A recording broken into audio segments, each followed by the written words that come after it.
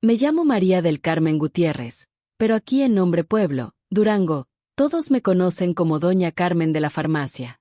Tengo 80 años cumplidos y la espalda encorvada de tanto inclinarme sobre el mostrador, midiendo polvos medicinales. Estas manos manchadas por el tiempo han consolado muchos pesares. Vivo en esta casita de cal y canto, con sus muros pintados de rosa mexicano y un naranjo en el patio que perfuma las tardes de primavera. Quien me vea ahora, una anciana de cabello plateado recogido en un chongo bajo, vestida con su rebozo negro y huaraches gastados, no imaginaría la vida que he llevado. Si me estás escuchando, dime de qué parte de México me sigues. Quisiera saber hasta dónde llega mi historia. Y si lo que cuento te conmueve, dale like a esta vieja. La edad me quitó fuerzas, pero la memoria sigue intacta. Y la lengua también sigue filosa. Nací en 1941 aquí en Durango, en una familia donde compartíamos poco. Éramos 5 hermanos, 3 varones y 2 mujeres. Yo era la menor de las mujeres. Mi padre, don José, era un hombre callado que rezaba el rosario cada noche. Trabajábamos de sol a sol sembrando maíz, frijol y chile en tierras ajenas que apenas nos daban para comer. Mi madre, Guadalupe, era de esas mujeres que envejecen antes de tiempo por tantos partos y tanto lavar ropa en el arroyo. Nuestra casa era de adobe crudo, con techo de palma que en temporada de aguas parecía coladera de tantos agujeros. Piso de tierra apisonada, sin luz eléctrica, sin agua entubada. Acarreábamos agua del pozo comunitario, casi a 2 kilómetros, en cántaros sobre la cabeza. Por las noches alumbrábamos con velas de cebo y cuando no había, nos acostábamos con las gallinas. Dormíamos todos en un cuarto, los hombres de un lado, las mujeres del otro, y mis padres en una esquina, separados por una cortina de manta. No había lujos, pero tampoco nos faltaban tortillas y frijoles. Mi padre era honrado y nunca permitió que pasáramos necesidad. Mis primeros años fueron como los de cualquier chamaca de rancho: ayudar a mi madre en los quehaceres, acarrear agua, cuidar los guajolotes, ir a la escuelita rural cuando se podía. Aprendí a leer y escribir, cosa que muchas de mi edad ni soñaban. Me gustaba la escuela, fantaseaba con ser maestra algún día.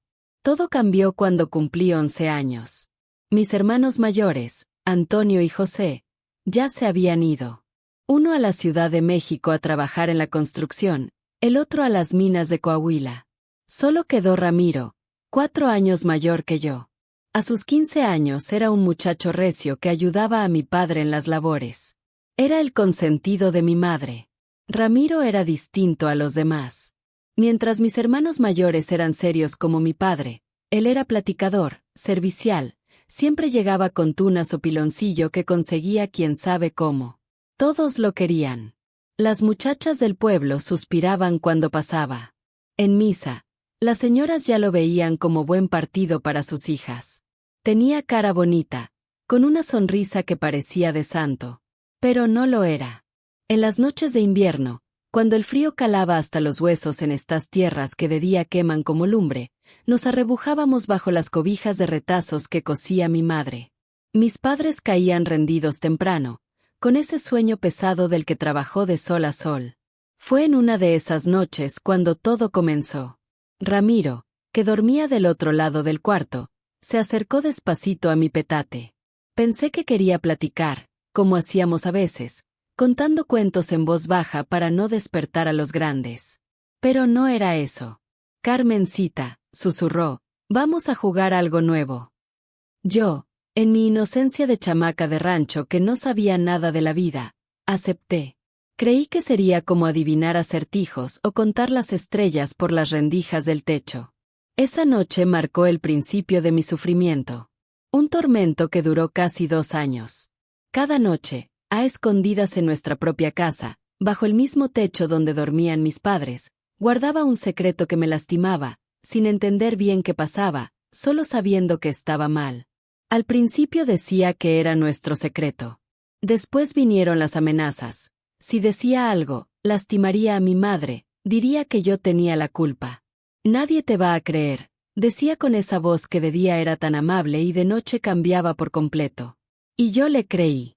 En mi cabecita de niña, De veras pensé que era mi culpa. Empecé a cambiar. Me volví callada, ya no quería ir a la escuela. Mis calificaciones bajaron. La maestra hasta mandó llamar a mi madre, preocupada porque yo, que era de las mejores alumnas, ahora ni abría la boca en clase. ¿Qué tiene la niña?, preguntaban. ¿Está enferma? ¿Tiene algún problema? Mi madre pensó que eran cosas de la edad, que me estaba haciendo señorita. Mi padre ni cuenta se daba, siempre con la cabeza en la siembra, en la sequía, en cómo íbamos a comer el próximo año si no llovía. Me fui marchitando como mata sin agua. Bajé de peso, tenía ojeras, vivía triste, lloraba a escondidas cuando iba por agua al pozo, lejos de todas las miradas. Rezaba cada noche pidiéndole a la Virgencita que terminara este sufrimiento, que alguien se diera cuenta sin que yo tuviera que decirlo. Lo intenté. Me puse a dormir en la cocina, dizque porque hacía calor en el cuarto. Pero me encontraba. Fingía estar mala del estómago, con calentura, cualquier cosa para que mi madre me dejara dormir cerca de ella. Funcionaba 1 o 2 noches, pero después todo volvía a ser igual. Conforme fui creciendo, las cosas empeoraron. Ramiro se volvió más agresivo. Le tenía tanto miedo que pensaba en irme lejos, en escapar, cualquier cosa para que todo terminara. En la escuela, la maestra doña Esperanza, una señora mayor que había venido de la ciudad para enseñar a los niños del rancho, se dio cuenta de que algo andaba muy mal. Un día, después de clases, me llamó: María del Carmen, mijita, ¿qué te pasa? Ya no eres la misma. Siempre andas asustada, con la mirada perdida. Alguien te está haciendo daño. Casi se lo cuento ahí mismo, en ese saloncito con piso de cemento, bancas viejas de madera y pizarrón despintado. La garganta me picaba por las ganas de decir la verdad. Pero el miedo era más grande. Ramiro tenía amigos por todos lados, se enteraría si hablaba. Y además, la vergüenza. ¿Cómo decir algo así? En mi cabeza, todos me iban a culpar. No es nada, maestra. Nomás ando cansada de ayudar mucho en la casa. Doña Esperanza no me creyó, lo vi en sus ojos. Pero tampoco insistió. A lo mejor ella también tenía miedo de lo que pudiera descubrir, o no sabía cómo lidiar con algo así en esos tiempos y en ese lugar donde ciertas cosas se guardaban en silencio, como los secretos de familia. Las noches seguían siendo mi tormento. De día, Ramiro era el hijo ejemplar, el hermano cariñoso que todos admiraban. De noche era quien me lastimaba, quien más daño me hacía. Era el muchacho que todos querían, con el que las chavas querían andar, al que la gente del pueblo respetaba como un joven con futuro. Mi cuerpo empezó a enfermar. Comencé con infecciones, calentura sin explicación. Mi madre me llevó con la curandera, pensando que era mal de ojo o algún embrujo. La mujer me pasó las hierbas, dijo sus rezos, y me miró con una expresión rara, como si supiera algo pero no pudiera decirlo. Esta criatura carga un peso que no es suyo, dijo una vez doña Remedios, la curandera más respetada del lugar. En tu casa pasan cosas malas, comadre Guadalupe. Mi madre se persignó 3 veces, prendió veladoras a las ánimas, hizo todos los remedios que conocía. Pero no servía de nada, porque el mal no estaba en los espíritus. No era cosa del otro mundo. Era de este mundo, de carne y hueso, durmiendo bajo el mismo techo, comiendo en la misma mesa, llevando el mismo apellido. Fue en esa época, cuando tenía casi 13 años, cuando descubrí que estaba esperando. No sabía bien qué me pasaba, solo que la panza me crecía, que ya no me bajaba la regla, que los pechos me dolían diferente. Lo escondí como pude, usando ropa floja, diciendo que comía más porque tenía más hambre.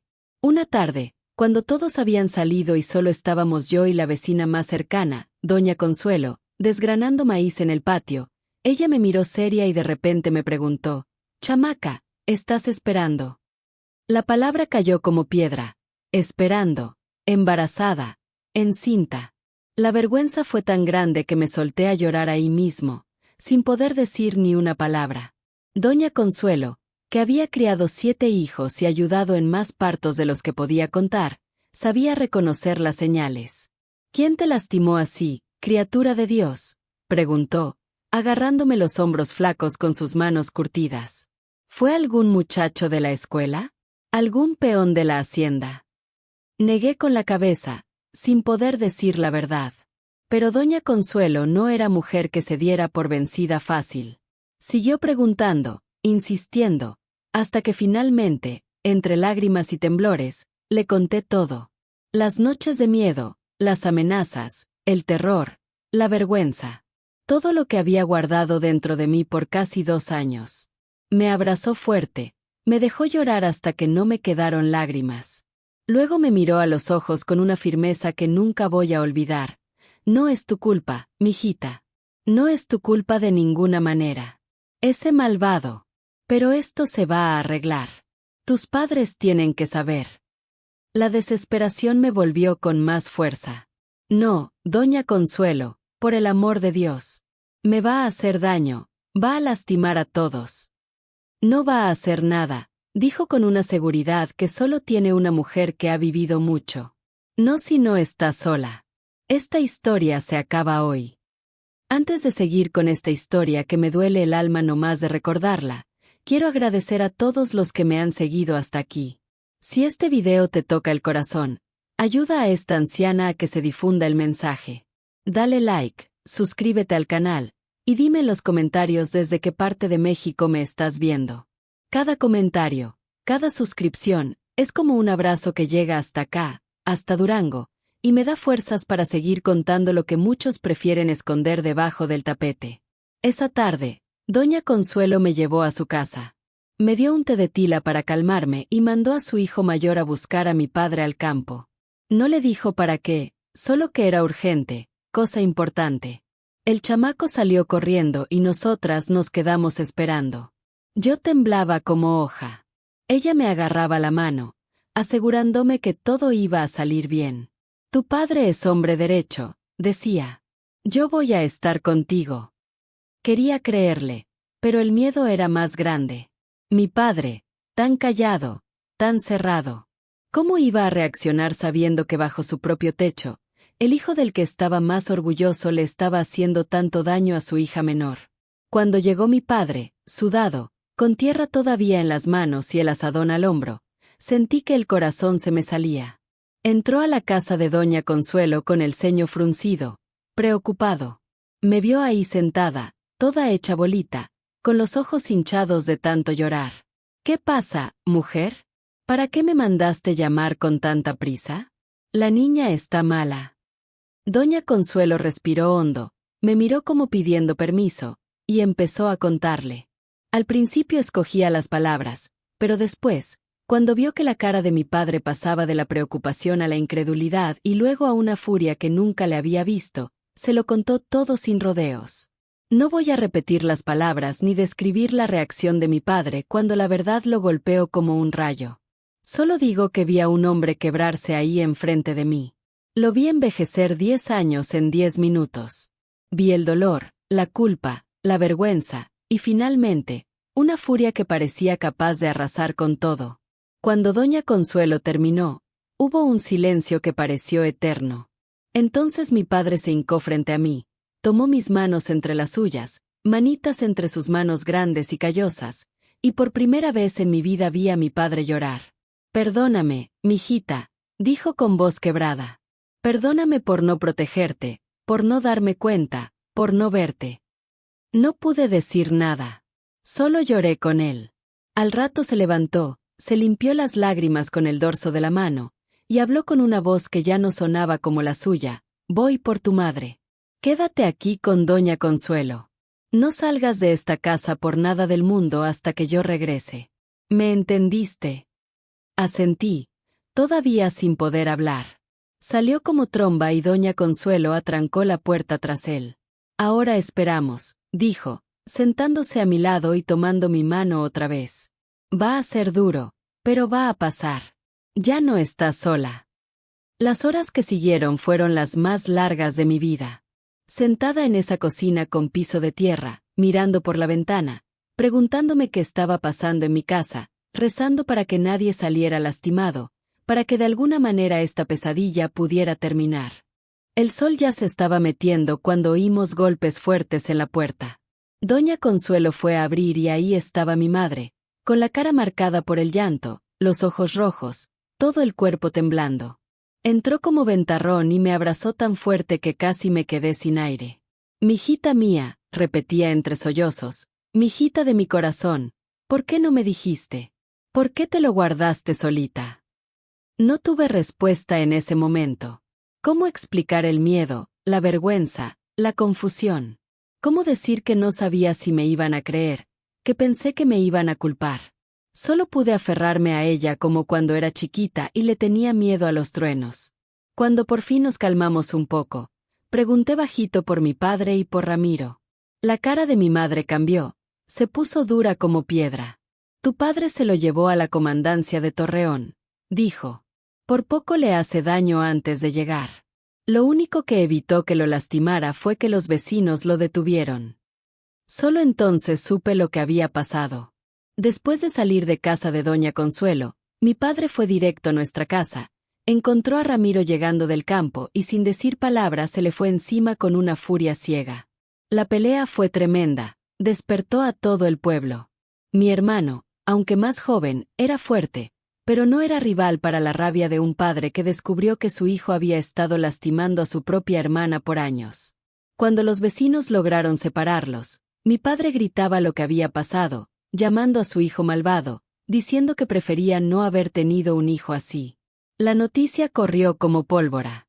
En cuestión de minutos todo el pueblo lo sabía. Mi padre amarró a Ramiro y se lo llevó a Torreón, la ciudad más cercana donde había comandancia. Pero eso fue lo más lejos que pudo llegar el asunto. El comandante era compadre del hacendado, y el hacendado era padrino de Ramiro. Las cosas se quedaron sin resolver.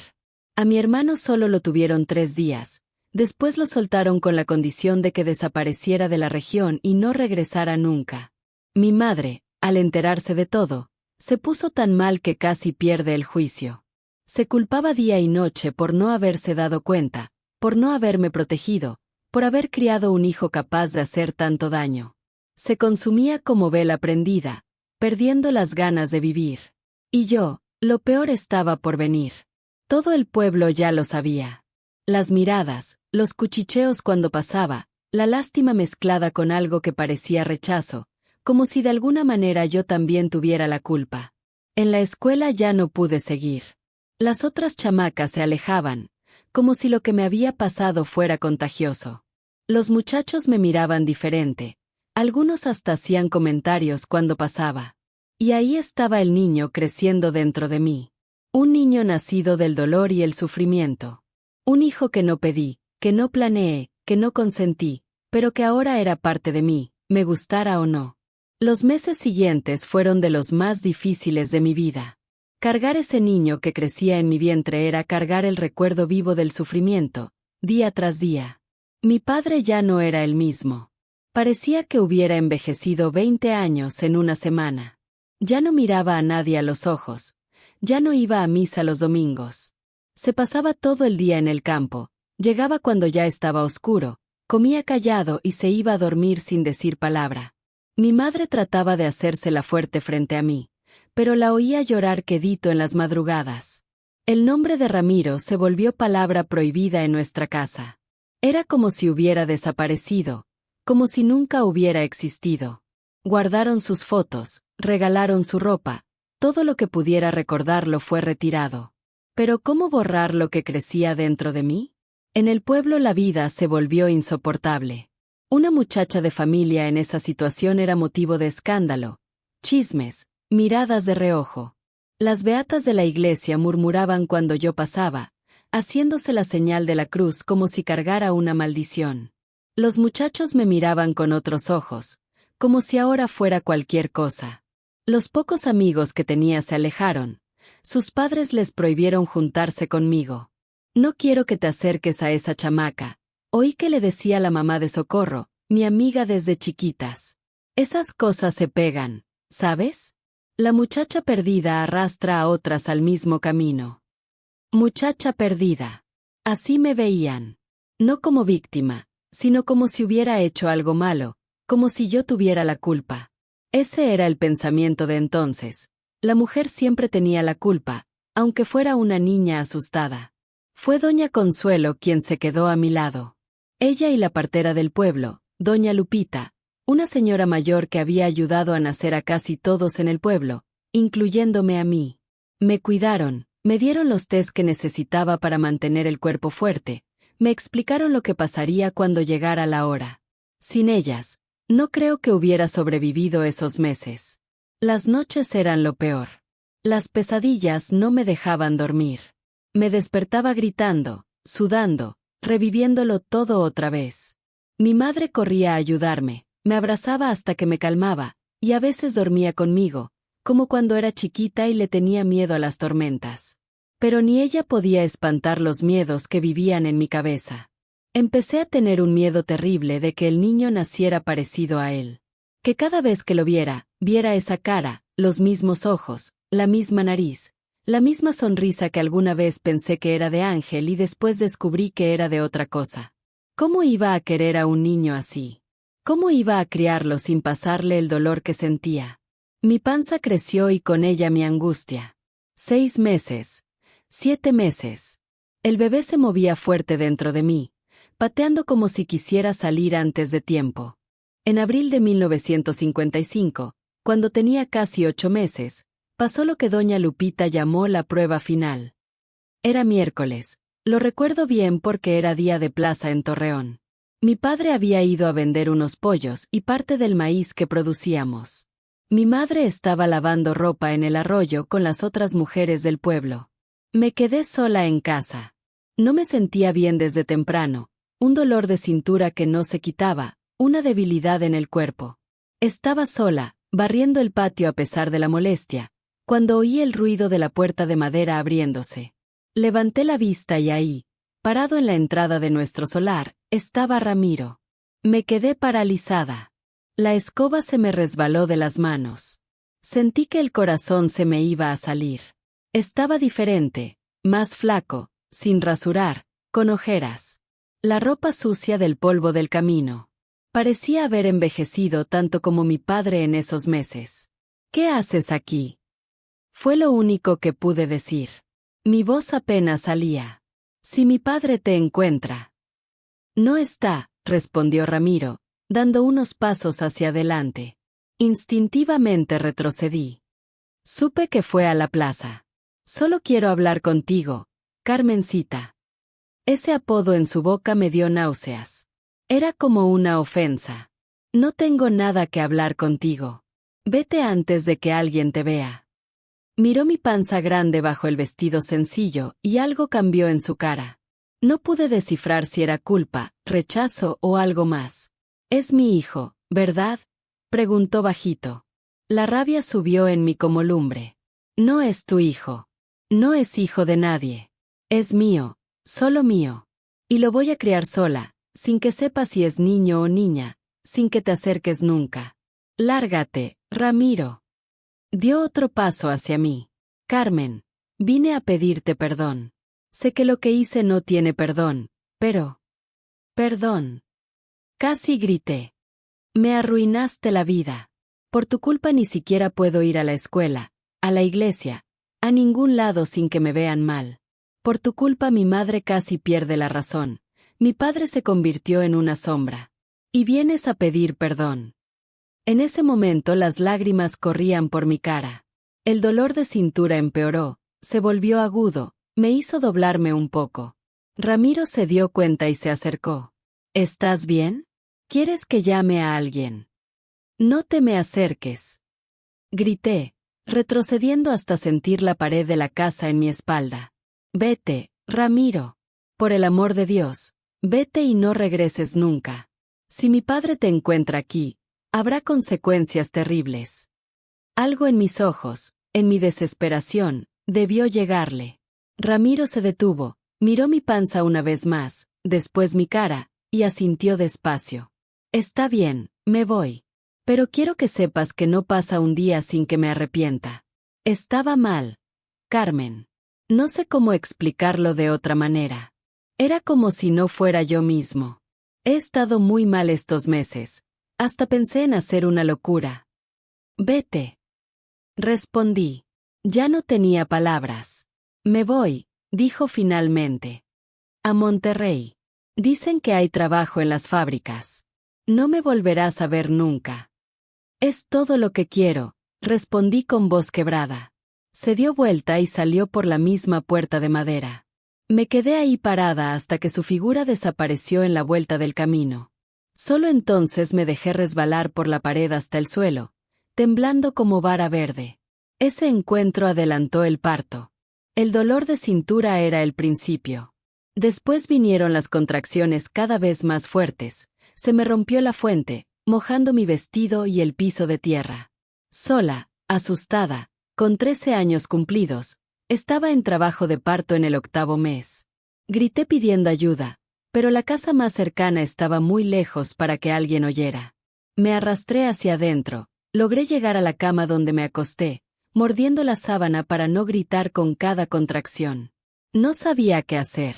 Solo que el niño estaba decidido a venir al mundo.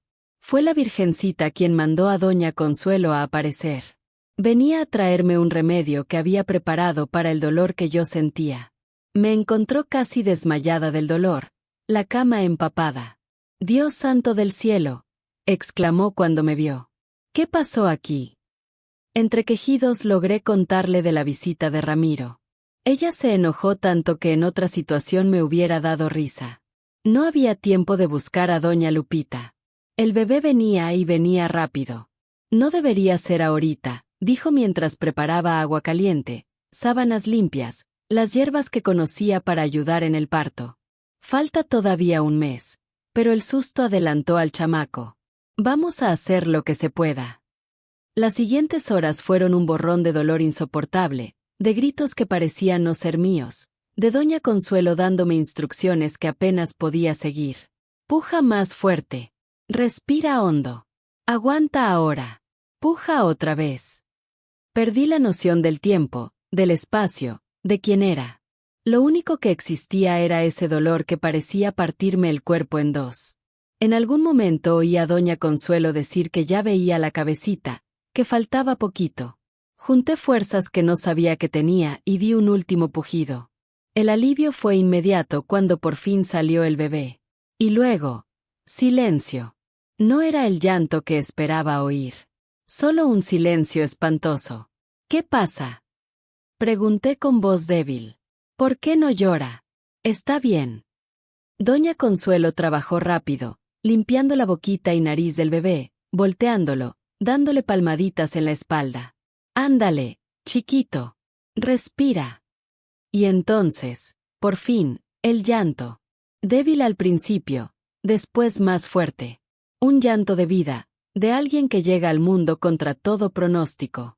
«Es un niño», anunció doña Consuelo, envolviendo al bebé en un trapo limpio después de cortar el cordón. «Un niño chiquito porque llegó antes de tiempo, pero fuerte». Puso el bultito en mis brazos. Miré esa carita colorada y arrugada, los ojitos bien cerrados, la boquita abierta llorando. Tan chiquito, tan frágil. Y pasó algo dentro de mí que no esperaba. Amor. Un amor abrumador, incondicional, que se desbordó como río crecido, llevándose todo el miedo, toda la duda, todo el dolor que había cargado esos meses. De repente ya no importaba cómo había sido engendrado. Era mi hijo. Mi Carlos, murmuré mientras las lágrimas corrían por mi cara. Se va a llamar Carlos, como San Carlos Borromeo, el santo de la humildad. Un nombre para empezar de nuevo. Cuando mi madre llegó horas después, me encontró todavía sosteniendo al bebé, cantándole quedito una canción de cuna que ella misma me cantaba. Su cara de sorpresa se convirtió en aceptación, después en amor, cuando vio a su nieto. Es una imagen que llevo conmigo hasta hoy, mi madre, con sus manos curtidas de tanto trabajo, tocando con infinita ternura la mejillita de Carlos. «Llegó temprano», dijo simplemente, sentándose en la orilla de la cama. «Ramiro estuvo aquí», dije sin mirarla. Creo que fue el susto. Sentí que su cuerpo se tensaba. ¿Qué quería? Pedir perdón. Dijo que se iba a Monterrey, que no lo volveríamos a ver. Mi madre se quedó callada un buen rato, solo mirando a su nieto. Finalmente, suspiró, Dios será quien lo juzgue algún día. Nosotros tenemos que cuidar a este angelito ahora. Mi padre llegó ya entrada la tarde. Cuando supo del nacimiento y de quien había venido antes, su cara se endureció. Entró al cuarto dudando, como si no supiera si tenía derecho a estar ahí. Pero cuando vio a Carlos, algo se suavizó en sus ojos. ¿Puedo cargarlo?, preguntó con voz ronca. Asentí y le pasé el bultito con cuidado. Mi padre, con sus manos grandes y callosas del trabajo en el campo, sostuvo al bebé como si fuera de cristal. Miró la carita en silencio por un buen rato. Se parece a ti cuando naciste, dijo finalmente. Tiene tu nariz, tu barbilla. Era verdad. Carlos no se parecía en nada a Ramiro. Fue como si la naturaleza hubiera sido misericordiosa, dándole al niño solo mis rasgos, borrando cualquier recuerdo del padre. Lo vamos a criar bien, continuó mi padre, todavía mirando al bebé. Va a ser un hombre bueno, trabajador, de respeto. Va a estudiar, va a tener las oportunidades que nosotros no tuvimos. Era la primera vez que veía esperanza en sus ojos desde aquel día terrible cuando todo salió a la luz. Carlos, sin saberlo, ya estaba empezando a sanar las heridas de nuestra familia. Los días siguientes fueron de adaptación.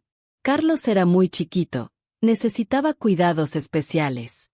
Dormía en una cunita improvisada que mi padre hizo con una caja de madera forrada con las telas más suaves que teníamos.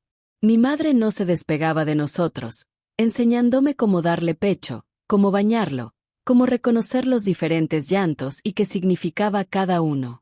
Y después vino la parte más difícil, enfrentar al pueblo. La noticia del nacimiento corrió rápido, como todo en ese lugar chico. La misma gente que me había despreciado durante el embarazo ahora quería ver al bebé, traía regalitos, ofrecía ayuda. Es la hipocresía del pueblo, decía doña Consuelo indignada. Ayer te rechazaban, hoy te quieren hacer cariños. Pero ya no me importaba lo que pensaran. Tenía a Carlos, tenía a mis padres que a pesar de todo habían estado a mi lado. Lo demás no importaba. Poco a poco se fue estableciendo una nueva rutina. Mi padre empezó a hablar otra vez. Hasta sonreía a veces cuando jugaba con su nieto. Mi madre encontró un nuevo propósito en la vida ayudando a criar al niño. Y yo, con 14 años cumplidos, era madre con todas las alegrías y dificultades que eso traía. No volví a la escuela ese año ni el siguiente. Cuidar a Carlos me quitaba todo el tiempo y además, la vergüenza de enfrentar a mis compañeros y maestros todavía era muy grande. Pero no quería que mi vida se quedara ahí. Por las noches, cuando todos dormían, pedía prestados los libros de la escuela a una vecina y estudiaba sola a la luz de las velas. Si no podía ir a la escuela vendría a mí de alguna manera. Así pasé los siguientes 2 años, dividida entre ser madre, ayudar en la casa, y tratar de no dejar mis estudios completamente. Carlos creció fuerte, sano, un niño risueño que era la alegría de la casa. A veces, viéndolo dormir, me preguntaba si algún día tendría que contarle la verdad sobre cómo llegó al mundo. La idea me aterraba. En 1957, cuando Carlos tenía 2 años, pasó algo que cambiaría otra vez el rumbo de nuestra vida. Doña Lupita, la partera del pueblo, vino a la casa un domingo en la tarde. No era visita social para ver cómo estábamos. El niño iba creciendo bien. Sentada en nuestra humilde sala, tomando café de olla con pan de pulque, observaba a Carlos jugar en el suelo con unos carritos de madera que había hecho mi padre. Este niño es una bendición, comentó. Después de todo lo que pasaste, mijita, Dios te dio esta alegría. Asentí, sonriendo al ver a Carlos tratando de apilar los carritos. María del Carmen, continuó doña Lupita, su voz ahora más seria. ¿Has pensado qué vas a hacer con tu vida además de criar al niño? No me malentiendas, ser madre es lo más importante del mundo, pero eres joven, eres lista, tienes toda la vida por delante.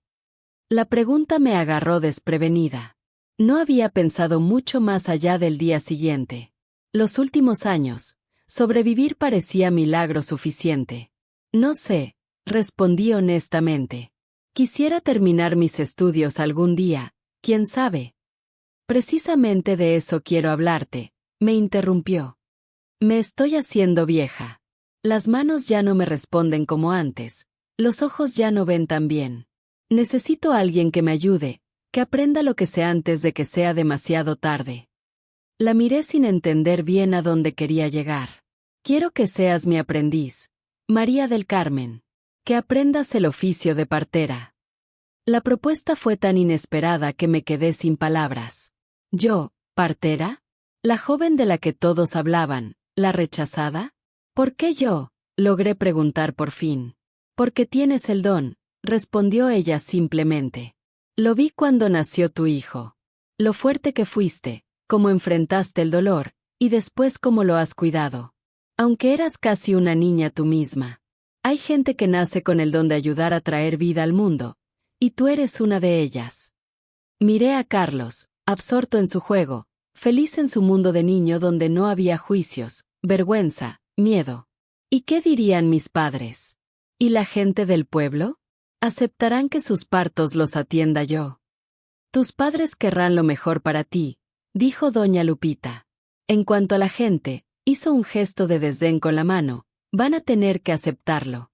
A una partera se le respeta, no importa qué haya pasado en su vida. Cuando empieces a traer a sus hijos al mundo con bien, se les va a olvidar todo lo que dijeron. La idea empezó a crecer dentro de mí. Ser útil. Tener un propósito más allá de ser madre e hija. Hacer algo que importara, que hiciera diferencia en la vida de la gente. Y más que eso, transformar mi propia historia en ayuda para otras mujeres. ¿Puedo pensarlo? Pregunté. Claro, sonrió doña Lupita. Pero no lo pienses mucho. Estos huesos viejos no van a aguantar muchos años más cargando con todo este conocimiento. Esa noche, después de acostar a Carlos, hablé con mis padres. Mi padre se quedó callado, pensativo como siempre. Mi madre tenía 1000 preocupaciones. ¿Y si la gente no lo aceptaba? ¿Y si era muy complicado? ¿Y si? ¿Es lo que quieres hacer, mija? Preguntó por fin mi padre, después de escuchar todos los argumentos. Creo que sí, respondí. Quiero ayudar a otras mujeres como me ayudaron a mi doña Lupita y doña Consuelo. Quiero que mi vida tenga sentido. Asintió despacio. Entonces eso vas a hacer. Y al que no le guste, que venga a hablar conmigo. Ahí, en esa cocina sencilla, alumbrada por la luz tenue de una vela de sebo, empezó un nuevo capítulo de mi vida. Todavía no lo sabía, pero esa decisión me llevaría por caminos que nunca imaginé, abriría puertas que parecían cerradas para siempre, me daría la oportunidad de transformar mi historia en una de esperanza. Al día siguiente fui a casa de doña Lupita y le dije que aceptaba ser su aprendiz. Sonrió como si ya supiera cuál sería mi respuesta y me entregó un cuaderno viejo con pastas de cuero gastado. Aquí está todo lo que he aprendido en 50 años de oficio, dijo. Pero lo más importante no está escrito en ningún cuaderno. Está en las manos, en los ojos, en el corazón. Y eso, mijita, ya lo tienes. Así empezó mi aprendizaje. Todas las mañanas dejaba a Carlos con mi madre y me iba a casa de doña Lupita. Me enseñó sobre las hierbas que ayudaban en el parto, cómo sentir la posición del bebé, las señales que requerían ayuda médica, algo raro en esos tiempos y lugares. Aprendí a calmar a una mujer en trabajo de parto, a dar fuerzas cuando parecía que ya no había, a recibir una nueva vida con manos firmes y suaves. Por las noches estudiaba el cuaderno a la luz de las velas, después de terminar los quehaceres y que Carlos se durmiera. Memoricé nombres de plantas, recetas de tés, oraciones y bendiciones que aunque no fueran científicas, traían consuelo y valor a muchas mujeres. El primer parto al que asistí con doña Lupita fue el de Esperanza, hija de un campesino de la zona. Fue un trabajo largo y difícil que me mostró lo delicado que es traer una nueva vida al mundo. En esos momentos, cuando por fin nació el bebé después de casi 20 horas de labor, el llanto fuerte y sano que llenó el cuarto pareció un milagro. ¿Ves? Me dijo doña Lupita mientras limpiábamos todo, después de que madre e hijo estuvieran acomodados. Por esto hacemos lo que hacemos. Por ese momento cuando una nueva vida empieza y una mujer se vuelve madre. Entonces entendí por qué me había escogido. No solo por el don que decía que tenía. También porque yo sabía de primera mano cuánto podía resistir una mujer, cuánto podía aguantar y aún así seguir adelante, aún así amar, aún así tener esperanza. Poco a poco fui ganando confianza. La gente del pueblo, al principio dudosa, empezó a aceptar mi presencia en los momentos más importantes y vulnerables de sus vidas. Las mismas mujeres que me habían dado la espalda cuando estaba esperando ahora me recibían en sus casas, confiando en que las ayudara a traer a sus hijos al mundo. Fue una transformación lenta pero constante.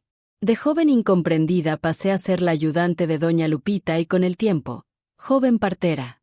Los comentarios bajaron, reemplazados por respeto, a veces hasta admiración. Carlos también creció fuerte y sano.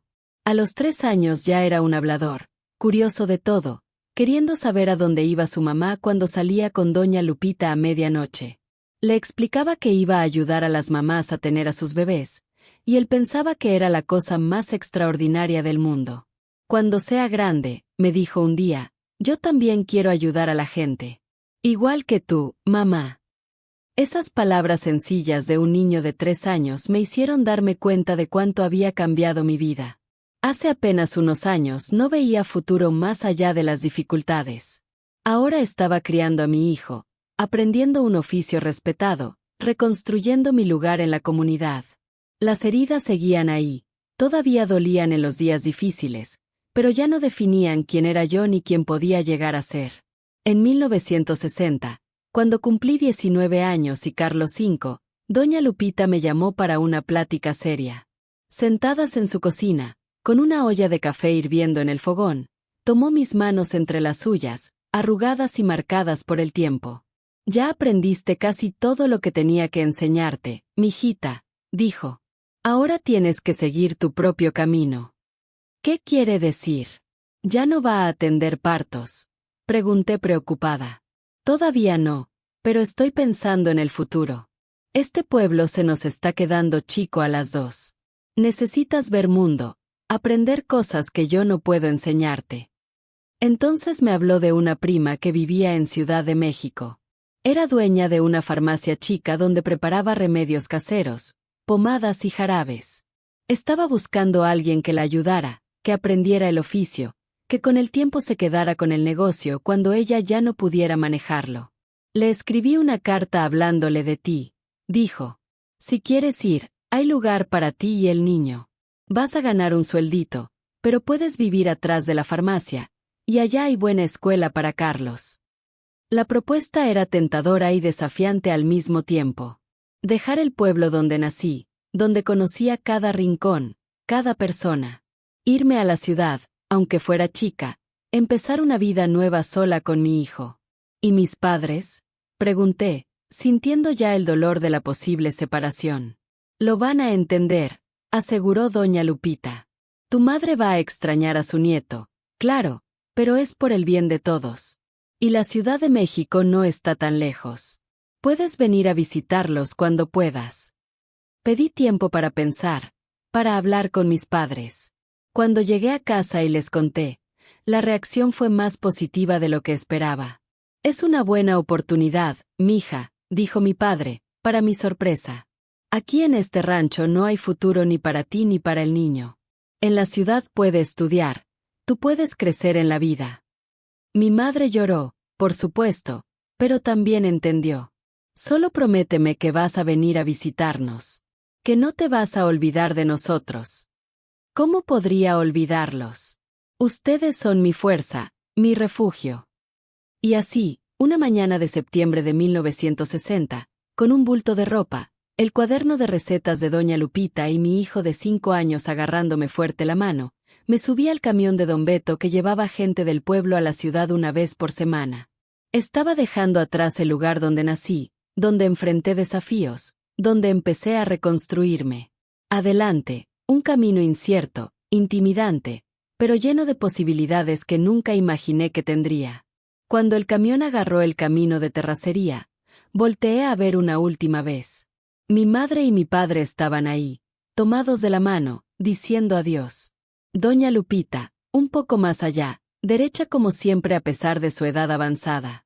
Varias otras personas del pueblo habían venido a despedirse, muchas de las mismas que me habían dado la espalda años atrás. «Vamos a regresar, ¿verdad, mamá?», preguntó Carlos, sintiendo mi emoción. «Sí, mijo. Vamos a regresar. Pero ahora vamos a conocer un lugar nuevo, a empezar una vida nueva. Vas a ir a la escuela, vas a tener amigos, vas a aprender muchas cosas». Sonrió, esa sonrisa inocente de niño que todavía no conoce las dificultades del mundo. «Va a ser una aventura». «Sí», acepté, limpiándome una lágrima necia. «Una gran aventura». El polvo del camino se levantaba detrás del camión, cubriendo el pasado que dejábamos atrás. Adelante, la Ciudad de México y todo lo que representaba. Un nuevo comienzo, una segunda oportunidad, la promesa de que por más oscura que sea la noche, el día siempre llega. Llegar a la Ciudad de México fue como entrar a otro mundo. Para alguien que venía de un pueblito donde el único camino era de tierra y la luz eléctrica solo existía en la imaginación, aquella ciudad enorme parecía cosa de otro planeta. Había calles pavimentadas por todos lados, postes de luz, casas de varios pisos, tiendas por doquier, y hasta tranvías que pasaban haciendo ruido. Carlos miraba todo con los ojos bien abiertos, señalando y haciendo 1000 preguntas que apenas me daba tiempo de contestar. «Mamá, mira qué casa tan alta. Mamá, hay luces en los postes. Mamá, ese es un carro de verdad». En la puerta de la farmacia nos esperaba doña Socorro, la prima de doña Lupita. Era una mujer de unos 60 años, viuda, flaca como ocote, con el pelo blanco amarrado en un chongo apretado, pero con ojos vivos y listos que parecían ver más allá de las apariencias. «Así que tú eres María del Carmen», dijo, mirándome de arriba abajo. «Lupita me escribió hablándome muy bien de ti. Dice que tienes manos benditas para los partos y cabeza buena para aprender». «Sí, señora», respondí tímida. «Gracias por la oportunidad». Se agachó un poco para quedar a la altura de Carlos, que estaba escondido detrás de mis faldas. «Y este debe ser Carlos. Un niño muy guapo. ¿Cuántos años tienes?» «5», respondió quedito, todavía desconfiado. «Edad de escuela. Hay una aquí cerca. Te inscribo el lunes. Te va a gustar tener amiguitos de tu edad». La farmacia era chica pero bien arreglada, con estantes llenos de frascos de vidrio conteniendo hierbas secas, polvos, raíces. El olor fuerte a plantas medicinales lo llenaba todo. Al fondo, una puerta daba a un cuartito que hacía de laboratorio, donde doña Socorro preparaba sus remedios, pomadas y jarabes. Más atrás todavía, un departamentito con 2 cuartos, sala, cocina y baño, un lujo que nunca tuvimos en el pueblo. «Aquí van a vivir», explicó, mostrando el espacio. «No es mucho, pero está limpio y es mejor que nada». Para mí era mucho más de lo que jamás soñé. Tener un lugar propio, con cama de verdad, estufa de gas, regadera. Carlos corría de un cuarto a otro, encantado, especialmente con la llave que daba agua nomás de abrirla. Los primeros días fueron de adaptación. De día doña Socorro me enseñaba los secretos de la farmacia, cómo preparar los remedios, conocer las hierbas, atender a los clientes. Por las noches, después de acostar a Carlos, estudiaba sus cuadernos, tal como había hecho con los de doña Lupita. Era un mundo de conocimiento que se abría ante mí. Carlos fue inscrito en la escuela municipal y pronto hizo amigos. Era un niño listo y alegre que conquistaba a todos con su manera sencilla y curiosa. Las maestras pronto notaron su inteligencia y su interés por los estudios. «Su hijo tiene futuro», me dijo la maestra en la primera junta de padres. «Aprende rápido. Hace preguntas que hasta a mí me sorprenden. Debería pensar en mandarlo después a una buena secundaria, tal vez hasta la universidad». Esas palabras despertaron en mí una determinación que no sabía que tenía. Sí, mi hijo tendría las oportunidades que yo nunca tuve. Estudiaría, sería alguien en la vida, no estaría atrapado en la misma pobreza, en la misma ignorancia que había marcado a nuestra familia por generaciones. Los meses pasaron volviéndose años. La farmacia se hizo conocida en el barrio, no solo por los remedios que preparaba doña Socorro, sino también porque ahí vivía una partera. Las mujeres de los alrededores empezaron a buscarme, primero tímidas, después con confianza creciente. La muchacha de la farmacia tiene mano bendita, decían. Niño que nace con su ayuda viene con salud y suerte en la vida. Seguí aprendiendo, ahora no solo de los conocimientos tradicionales de doña Socorro y doña Lupita, sino también de libros. La biblioteca pública se volvió mi refugio en el tiempo libre. Pedía prestados libros de medicina básica, de hierbas medicinales, hasta algunos traducidos del francés o del inglés que llegaban quién sabe cómo a esos estantes.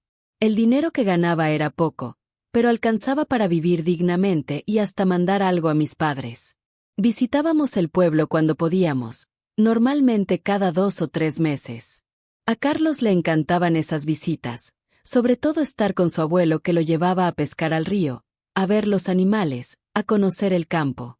En 1963, cuando ya llevaba casi 3 años en la ciudad, recibí la noticia de que doña Lupita había partido. Se durmió y ya no despertó, como ella hubiera querido. Fue un golpe duro. Había sido más que una maestra, fue quien me dio una segunda oportunidad en la vida, quien vio posibilidades en mí cuando todos los demás solo veían mi pasado. Fui a despedirla, por supuesto. Todo el pueblo estaba ahí, dando el último adiós a quien había ayudado a traer al mundo a casi todos los que vivían ahí. Durante la ceremonia sencilla en el camposanto chiquito, sentí las miradas sobre mí. Ya no eran miradas de juicio, sino de expectativa, casi de esperanza. Después de la ceremonia, varias mujeres se acercaron a hablarme.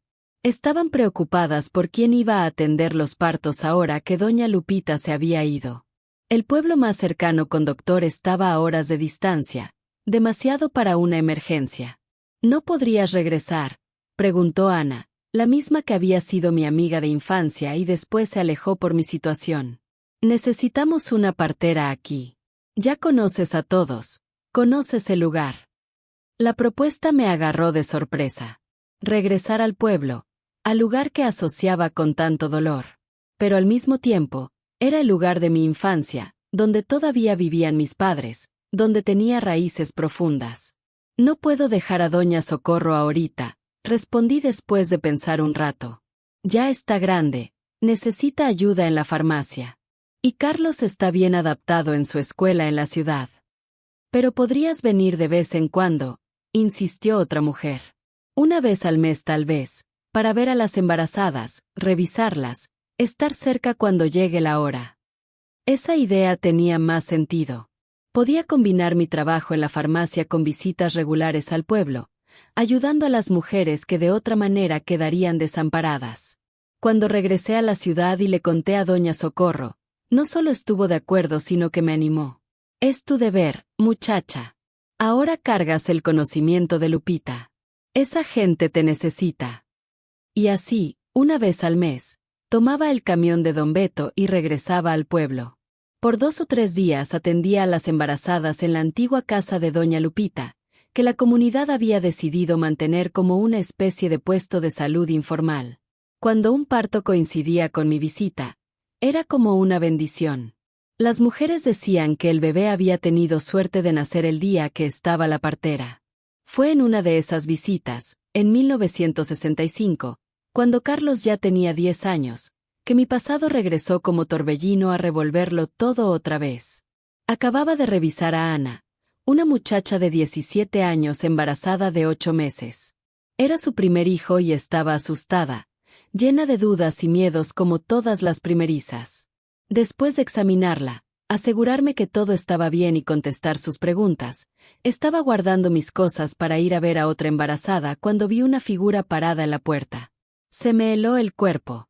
Aunque habían pasado 10 años, aunque ahora tenía canas en la barba, aunque su cuerpo estaba más flaco y encorvado, reconocería esa cara en cualquier lado, en cualquier momento. Ramiro. Ana, ajena a mi inquietud interior, le sonrió al hombre en la puerta. Este es mi tío, del que te hablé, que llegó de Monterrey la semana pasada. Tío, ella es doña María del Carmen, la partera de la ciudad que viene a vernos una vez al mes. Ramiro me miró con la misma sorpresa que debía estar pintada en toda mi cara. Por unos momentos ninguno de los dos pudo decir nada. Fue Ana quien rompió el silencio, confundida por nuestra reacción. ¿Ya se conocían? Sí, respondió Ramiro, con voz ronca, diferente a como la recordaba. Doña María del Carmen y yo somos del mismo pueblo. Nos conocemos desde hace mucho tiempo. No sabía, exclamó la muchacha, inocente de la historia que nos conectaba. ¡Qué casualidad! Mi tío Ramiro vivió muchos años en Monterrey. Solo regresó ahora porque mi papá, que es su hermano, está enfermo y necesita ayuda en las tierras. Todo mi cuerpo temblaba, pero logré mantener una apariencia de calma mientras cerraba mi maletín de remedios e instrumentos. Tengo que irme ya, Ana. Tengo otra paciente esperándome. Regreso el próximo mes a ver cómo sigues. Salí sin mirar a Ramiro, pero sentí su mirada siguiéndome.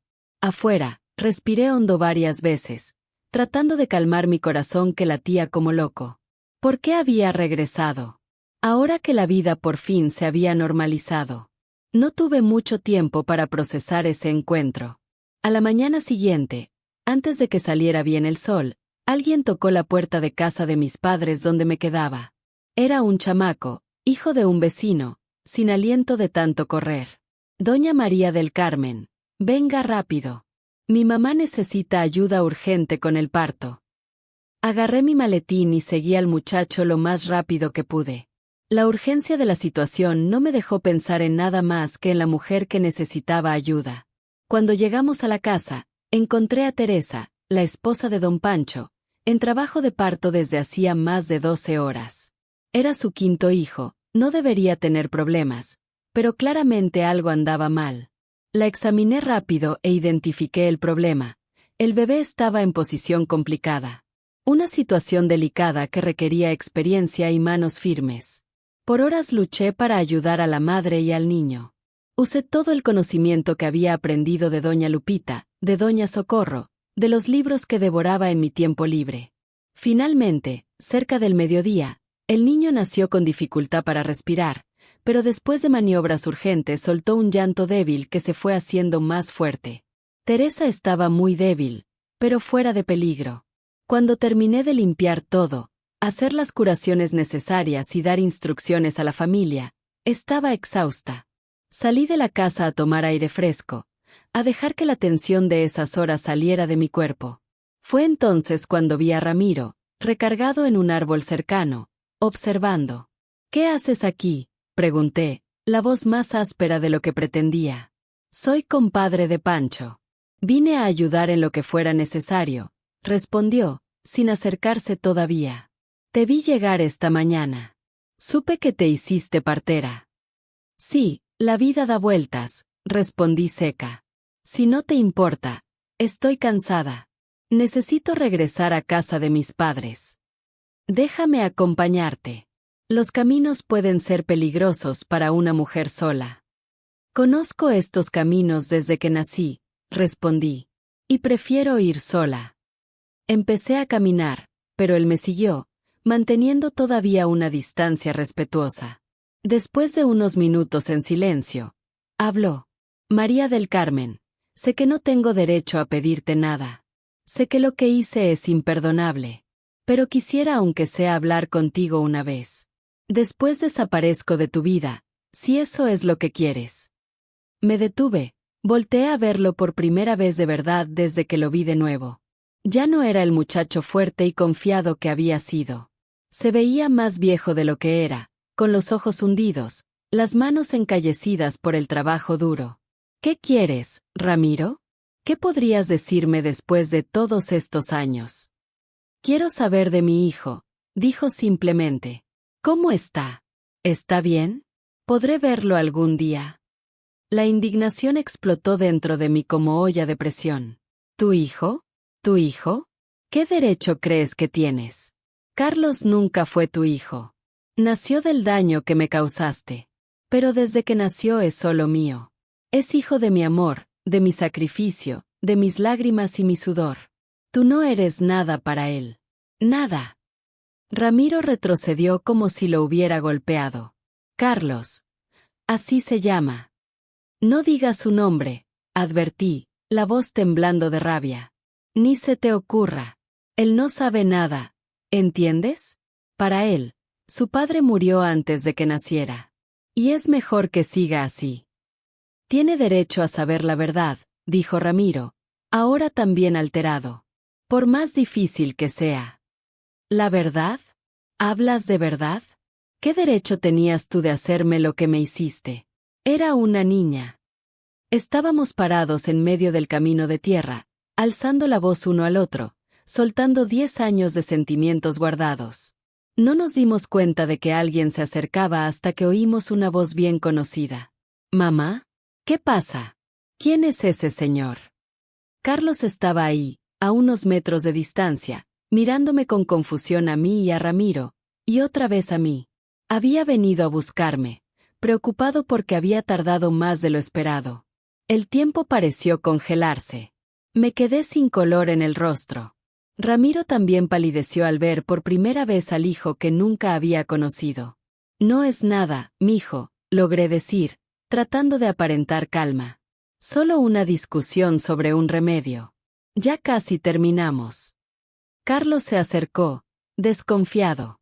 Ya no era un niño fácil de engañar. A los 10 años era observador. Listo.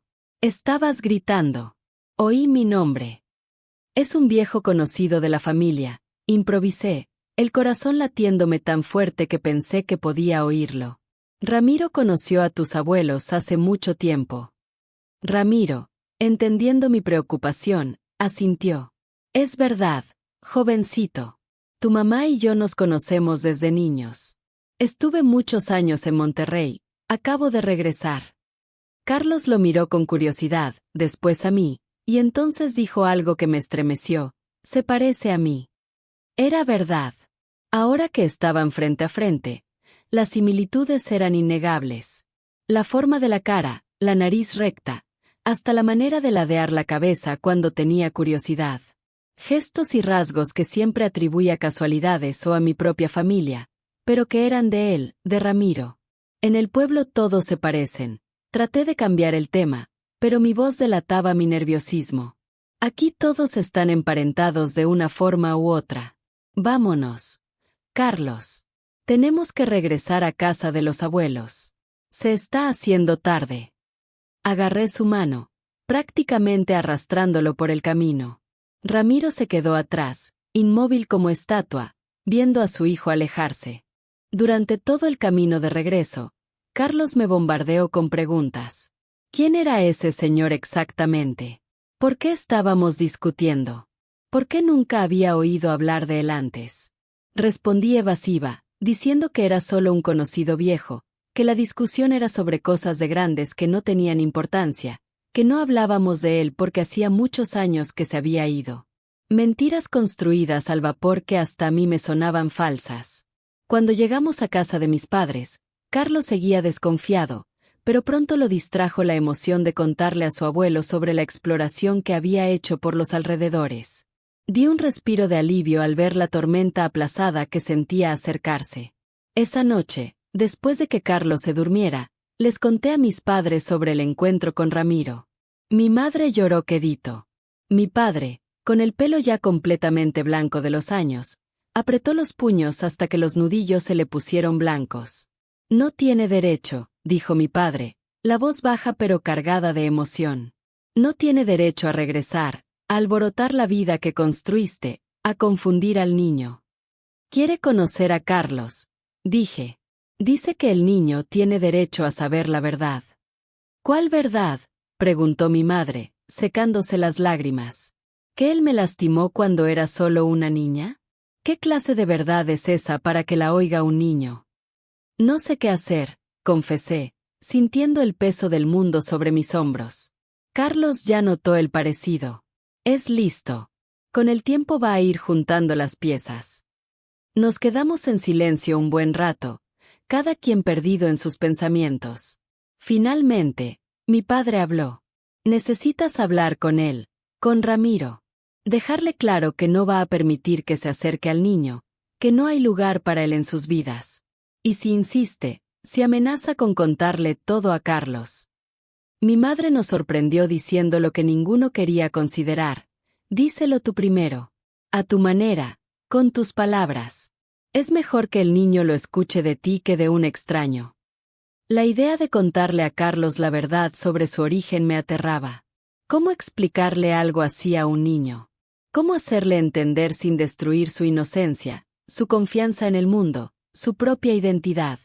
Apenas dormí esa noche, dando vueltas en la cama, tratando de encontrar una salida donde parecía no haber ninguna. Por la mañana tomé una decisión. Necesitaba enfrentar a Ramiro una última vez, sola, sin la presencia de Carlos. Supe dónde se quedaba, en casa de Juan, su hermano y tío de Ana, a unos kilómetros del pueblo. Dejé a Carlos con mis padres, diciendo que iba a ver a una paciente, y caminé hasta allá con el corazón pesado pero decidida. Cuando llegué, Ramiro estaba solo, sentado en el portal de la casa sencilla, como si me estuviera esperando.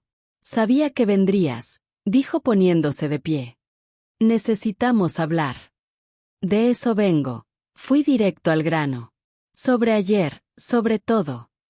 Asintió, señalando un banco de madera a su lado. Me senté, manteniendo distancia, las manos entrelazadas en el regazo para controlar el temblor. Primero quiero que quede claro, no tienes ningún derecho sobre Carlos. Nunca lo tuviste y nunca lo tendrás. Es mi hijo, solo mío. Lo sé, respondió, sorprendiéndome con su acuerdo. No pretendo reclamar nada. ¿Cómo podría, después de lo que hice? Solo quiero saber cómo está, cómo va creciendo. Es lo único que pido. Lo miré, tratando de ver más allá de su apariencia envejecida, tratando de entender si había sinceridad en esas palabras o si era solo otra manipulación como tantas que había usado conmigo en el pasado. ¿Por qué regresaste, Ramiro? ¿Después de tantos años? Se te quedó chico Monterrey para tus errores. Bajó la mirada, sus manos grandes y callosas sostenían un sombrero viejo que giraba nervioso. Mi hermano está muy enfermo. Los doctores le dieron unos meses. Me mandó llamar, quería hacer las paces antes de partir. Hizo una pausa, respiró hondo. No sabía que venía seguido por acá. No sabía que te iba a encontrar, y menos con Carlos. ¿Qué esperabas? ¿Que desapareciera del mundo? ¿Que escondiera a mi hijo como si fuera una vergüenza? No, respondió Ramiro. Enfrentaste todo, los prejuicios, las miradas, los chismes. Construiste una vida para los dos, una vida buena, honesta, digna. ¿Y tú qué has hecho todos estos años? Era una pregunta retórica, no esperaba que respondiera, pero respondió. Me perdí. Bebía mucho los primeros años. Trabajaba duro de día en las fábricas. Bebía de noche para olvidar. Casi me destruyo así. Entonces conocí a un padre, de esos que trabajan con los pobres en las colonias. Me ayudó a dejar la bebida, a encontrarle sentido a la vida. Empecé a trabajar con él, ayudando a otros hombres con problemas como el mío. ¡Qué noble!, comenté con ironía. Redimirte ayudando a otros mientras yo criaba sola al hijo que me forzaste a tener. No me estoy justificando, María del Carmen, dijo con voz cansada. No hay justificación para lo que hice. Estaba mal, sí, pero también sabía lo que hacía. La culpa es mía y solo mía. He cargado con esto todos estos años y lo cargaré hasta el final. Solo quiero que sepas que ya no soy esa persona terrible. Como si eso importara, respondí con razón. Nos quedamos en silencio un rato. El canto de los pájaros y el viento en las hojas de los mezquites eran los únicos sonidos alrededor. ¿Qué es lo que quieres de verdad ahora, Ramiro? Pensó un momento antes de responder. Quisiera poder regresar el tiempo, hacer las cosas diferentes. Pero ¿cómo no se puede? Quisiera al menos saber que están bien, que el muchacho está bien. Y quisiera ofrecerte alguna compensación. No dinero, sé que has ganado tu independencia. Pero si necesitas algo, lo que sea. No necesito nada de ti, lo corté. Nunca lo necesité y nunca lo necesitaré. Lo que necesito es que mantengas tu distancia de mí y especialmente de Carlos. ¿Y si pregunta? Ayer notó el parecido. Los niños notan esas cosas. Era la pregunta que tanto había temido, la que me había mantenido despierta toda la noche. Se lo diré algún día, dije finalmente. Cuando crea que está listo para entender. Pero a mi manera, con mis palabras. Y sin ti cerca para confundirle más la cabeza. ¿Y cómo se lo vas a explicar? ¿Vas a decir que su propio tío? No pudo terminar la frase. No sé todavía. Tal vez nunca encuentre las palabras correctas. Pero es mi responsabilidad, no la tuya. Ramiro asintió despacio. Entiendo. Y respeto tu decisión. Solo quiero que sepas que si algún día, cuando sea grande, si quiere conocerme, saber toda la verdad, hasta lo peor de mí, estaré disponible. Para responder por mis actos, para enfrentar las consecuencias, para lo que sea necesario. Me levanté, sintiendo que la conversación había llegado a su fin. No cuentes con eso. Si por mí fuera, nunca te cruzarías en su camino otra vez. Estaba por irme cuando Ramiro habló de nuevo. Se parece a mí, pero tiene tu espíritu, María del Carmen. Tu mirada, tu fuerza. Es más tuyo que mío, 1000 veces más. No respondí. No había nada que decir. Salí de ahí sintiendo un peso extraño en el pecho. No era perdón, nunca podría serlo. Pero tal vez un primer paso hacia algún tipo de resolución. De regreso a casa de mis padres, pensé en todo lo que había pasado en mi vida desde aquellas noches difíciles. Cómo había sobrevivido, me había reconstruido, había crecido. Como la misma adversidad que casi me destruyó me había dado, de alguna forma misteriosa, una fuerza que no sabía que tenía.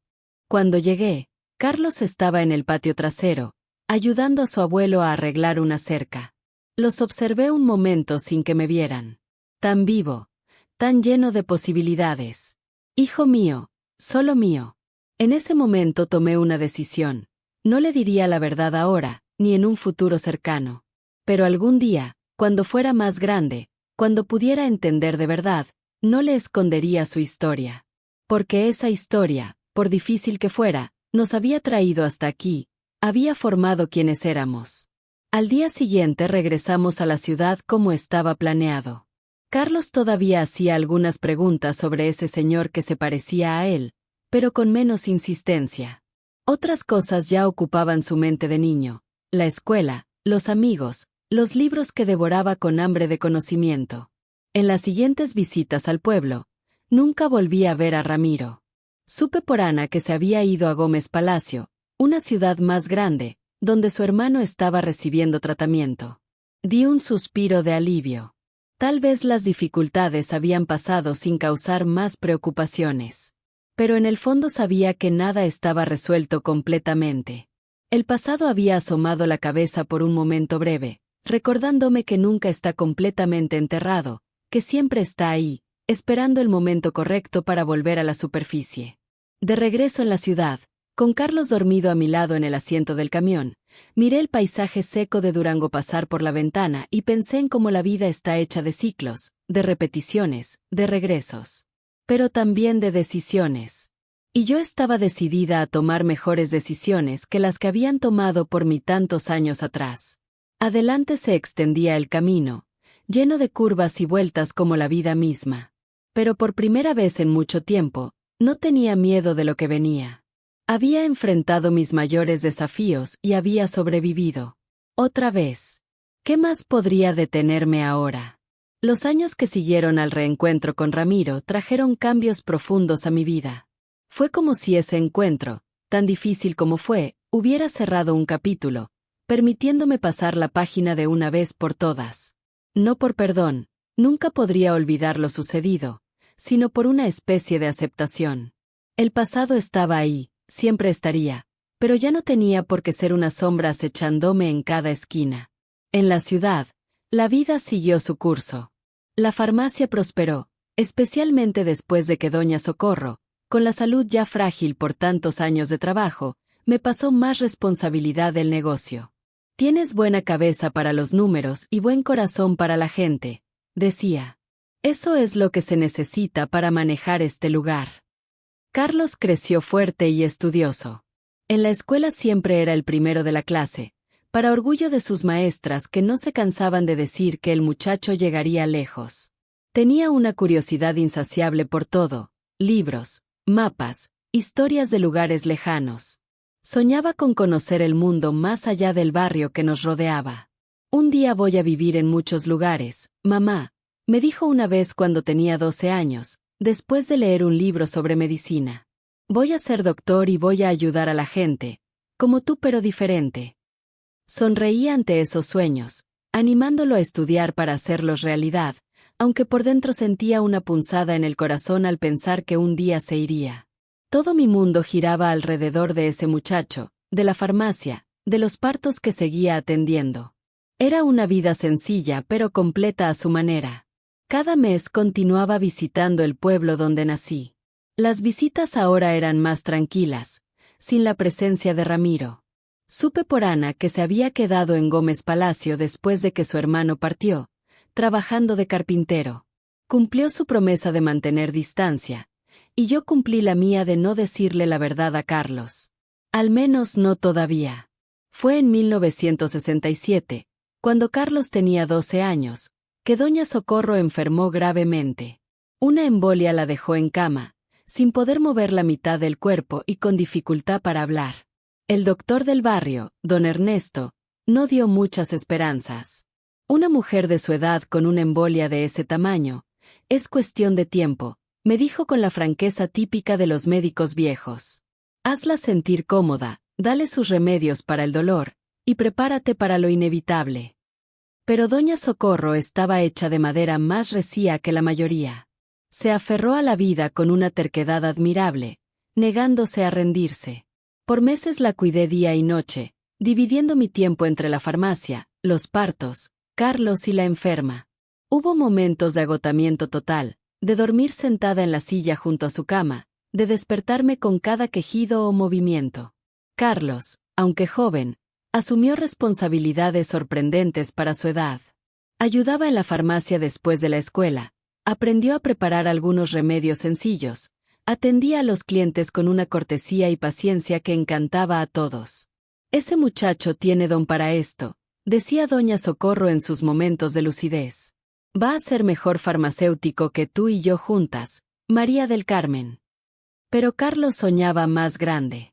Quiero ser doctor, mamá, me confesó una noche mientras estudiábamos juntos en la mesita de la cocina. Como don Ernesto, pero mejor.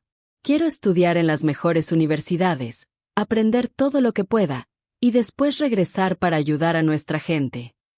Esas palabras encendieron en mí una determinación de hierro. Mi hijo sería doctor. Costara lo que costara, haría cualquier sacrificio para que ese sueño que en otros tiempos y circunstancias hubiera parecido imposible para una familia como la nuestra, se hiciera realidad. Doña Socorro se fue en una madrugada de octubre de 1968, casi año y medio después de la embolia. Se fue dormida, tranquila, como quien termina una jornada bien trabajada y por fin puede descansar. El pueblo entero asistió a despedirla. Era una farmacéutica respetada, conocedora de hierbas y remedios, había ayudado a generaciones de gente con sus conocimientos. Para mi sorpresa, me dejó la farmacia en su testamento. A María del Carmen Gutiérrez, que fue más que aprendiz, fue la hija que nunca tuve. Le dejo mi establecimiento comercial conocido como Farmacia Santa Lucía, con todo su inventario, equipo y la casa de atrás, para que pueda continuar la labor de servir a la comunidad con remedios para el cuerpo y consuelo para el alma. De repente, a los 27 años, me encontré dueña de un negocio establecido, con clientela fiel y reputación sólida. Era más de lo que jamás soñé tener, viniendo de donde venía, cargando mi historia pasada.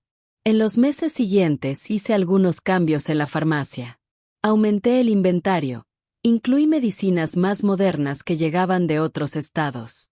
Renové el espacio, pintando las paredes, organizando mejor los estantes. Hasta compré una hielera chica para guardar ciertas medicinas que necesitaban refrigeración, un lujo enorme en esa época para ese lugar. El trabajo de partera también creció. Ahora no solo atendía en la ciudad y mi pueblo natal, sino también en ranchos y haciendas en un radio cada vez mayor. Había casos complicados, claro, emergencias, bebés mal acomodados, madres con presión alta. Pero con la experiencia acumulada y los libros que seguía estudiando, pude manejar la mayoría. Los que no, los mandaba al hospital más cercano en Torreón. Carlos, ya adolescente, siguió brillando en la escuela. A los 14 años, en 1969, fue seleccionado para una beca en la mejor secundaria de Torreón, una oportunidad única que significaba que tendría que vivir allá entre semana, regresando a casa solo los fines de semana. La decisión de dejarlo ir fue de las más difíciles de mi vida. Cada semana, cuando el camión se lo llevaba a Torreón, sentía que un pedazo de mí se iba con él.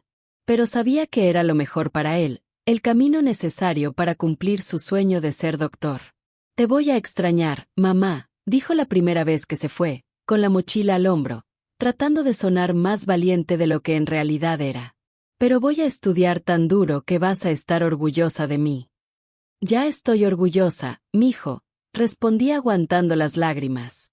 Más de lo que te imaginas. La casa quedaba vacía y silenciosa sin él. Por las noches, después de cerrar la farmacia, me sentaba en el portal mirando las estrellas, pensando en el camino que me había traído hasta aquí. De niña asustada de 12 años a mujer independiente de 28, dueña de su propio negocio, respetada en la comunidad. Era una transformación que en mis momentos más difíciles nunca pensé posible. Fue en esa época cuando conocí a Roberto. Era un profesor que había llegado recientemente de Monterrey para hacerse cargo de la dirección de una escuela primaria del barrio. Un hombre de unos 40 años, educado, viudo sin hijos. Empezó yendo a la farmacia por unas jaquecas persistentes. Después por los tés digestivos que preparaba. Después, mucho después, solo para platicar. Nuestras conversaciones no se parecían a nada que hubiera experimentado antes. Roberto era leído, sabía de literatura, de historia, de geografía. Me traía libros prestados, comentaba conmigo las noticias que llegaban por el radio o los periódicos ya con días de retraso. Una mujer como usted, María del Carmen, es un fenómeno raro por estos rumbos, me dijo un día mientras tomábamos café en el portal de la farmacia. Inteligente, independiente, curiosa del mundo. ¿Cómo logró prosperar así en este lugar? No le conté mi historia, no de inmediato. Solo dije que la vida me había enseñado desde muy joven a valerme por mí misma, que tuve la suerte de encontrar gente que creyó en mí, que me dio oportunidades. Roberto empezó a aparecer más seguido, siempre trayendo algún detallito, un libro, un listón para el pelo, una fruta de temporada. Era un cortejo discreto, respetuoso, propio de un hombre maduro sin prisas. Confieso que al principio la idea de una relación me asustaba. Desde los momentos difíciles de mi adolescencia, había construido un muro alrededor de mi corazón. Carlos, mis padres, las mujeres que ayudaba a dar a luz, ellos eran mis amores, mis afectos seguros. Un hombre representaba territorio desconocido y potencialmente inquietante. Pero Roberto no se parecía a ningún otro que hubiera conocido. Nunca trató de apresurarme ni de forzar nada. Parecía genuinamente interesado en lo que yo pensaba, en lo que sentía. Y lo más importante, respetaba mi independencia. No busco a alguien que me atienda o me sirva, dijo una vez, cuando finalmente tuvimos la conversación sobre a dónde podría llevar esta amistad. Eso ya lo tuve en mi matrimonio y no fue suficiente. Busco una compañera, alguien con quien compartir la vida, las ideas, los sueños. Alguien como usted, María del Carmen. Carlos, que regresaba de Torreón los fines de semana, observaba ese acercamiento con curiosidad adolescente. Ese profesor anda interesado en ti, mamá, comentó con la franqueza de sus 15 años. ¿A ti también te gusta?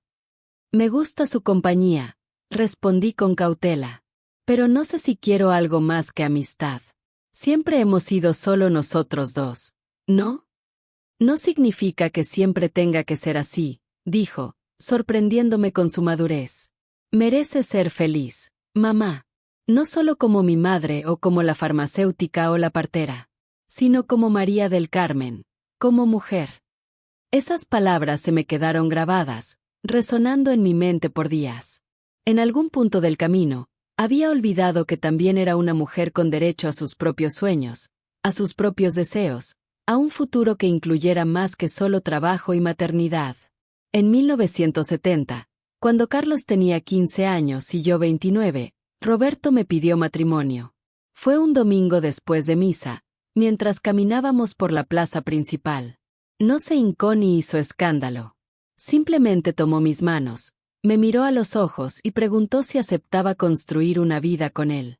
Pedí tiempo para pensar. No era decisión sencilla. Había que pensar en Carlos, aunque ya había dado su aprobación tácita. Estaba la farmacia, mi trabajo de partera, mi independencia ganada con tanto esfuerzo. Y estaba, por supuesto, mi historia. Una historia difícil que Roberto desconocía y que en algún momento tendría que revelar si quería un matrimonio honesto.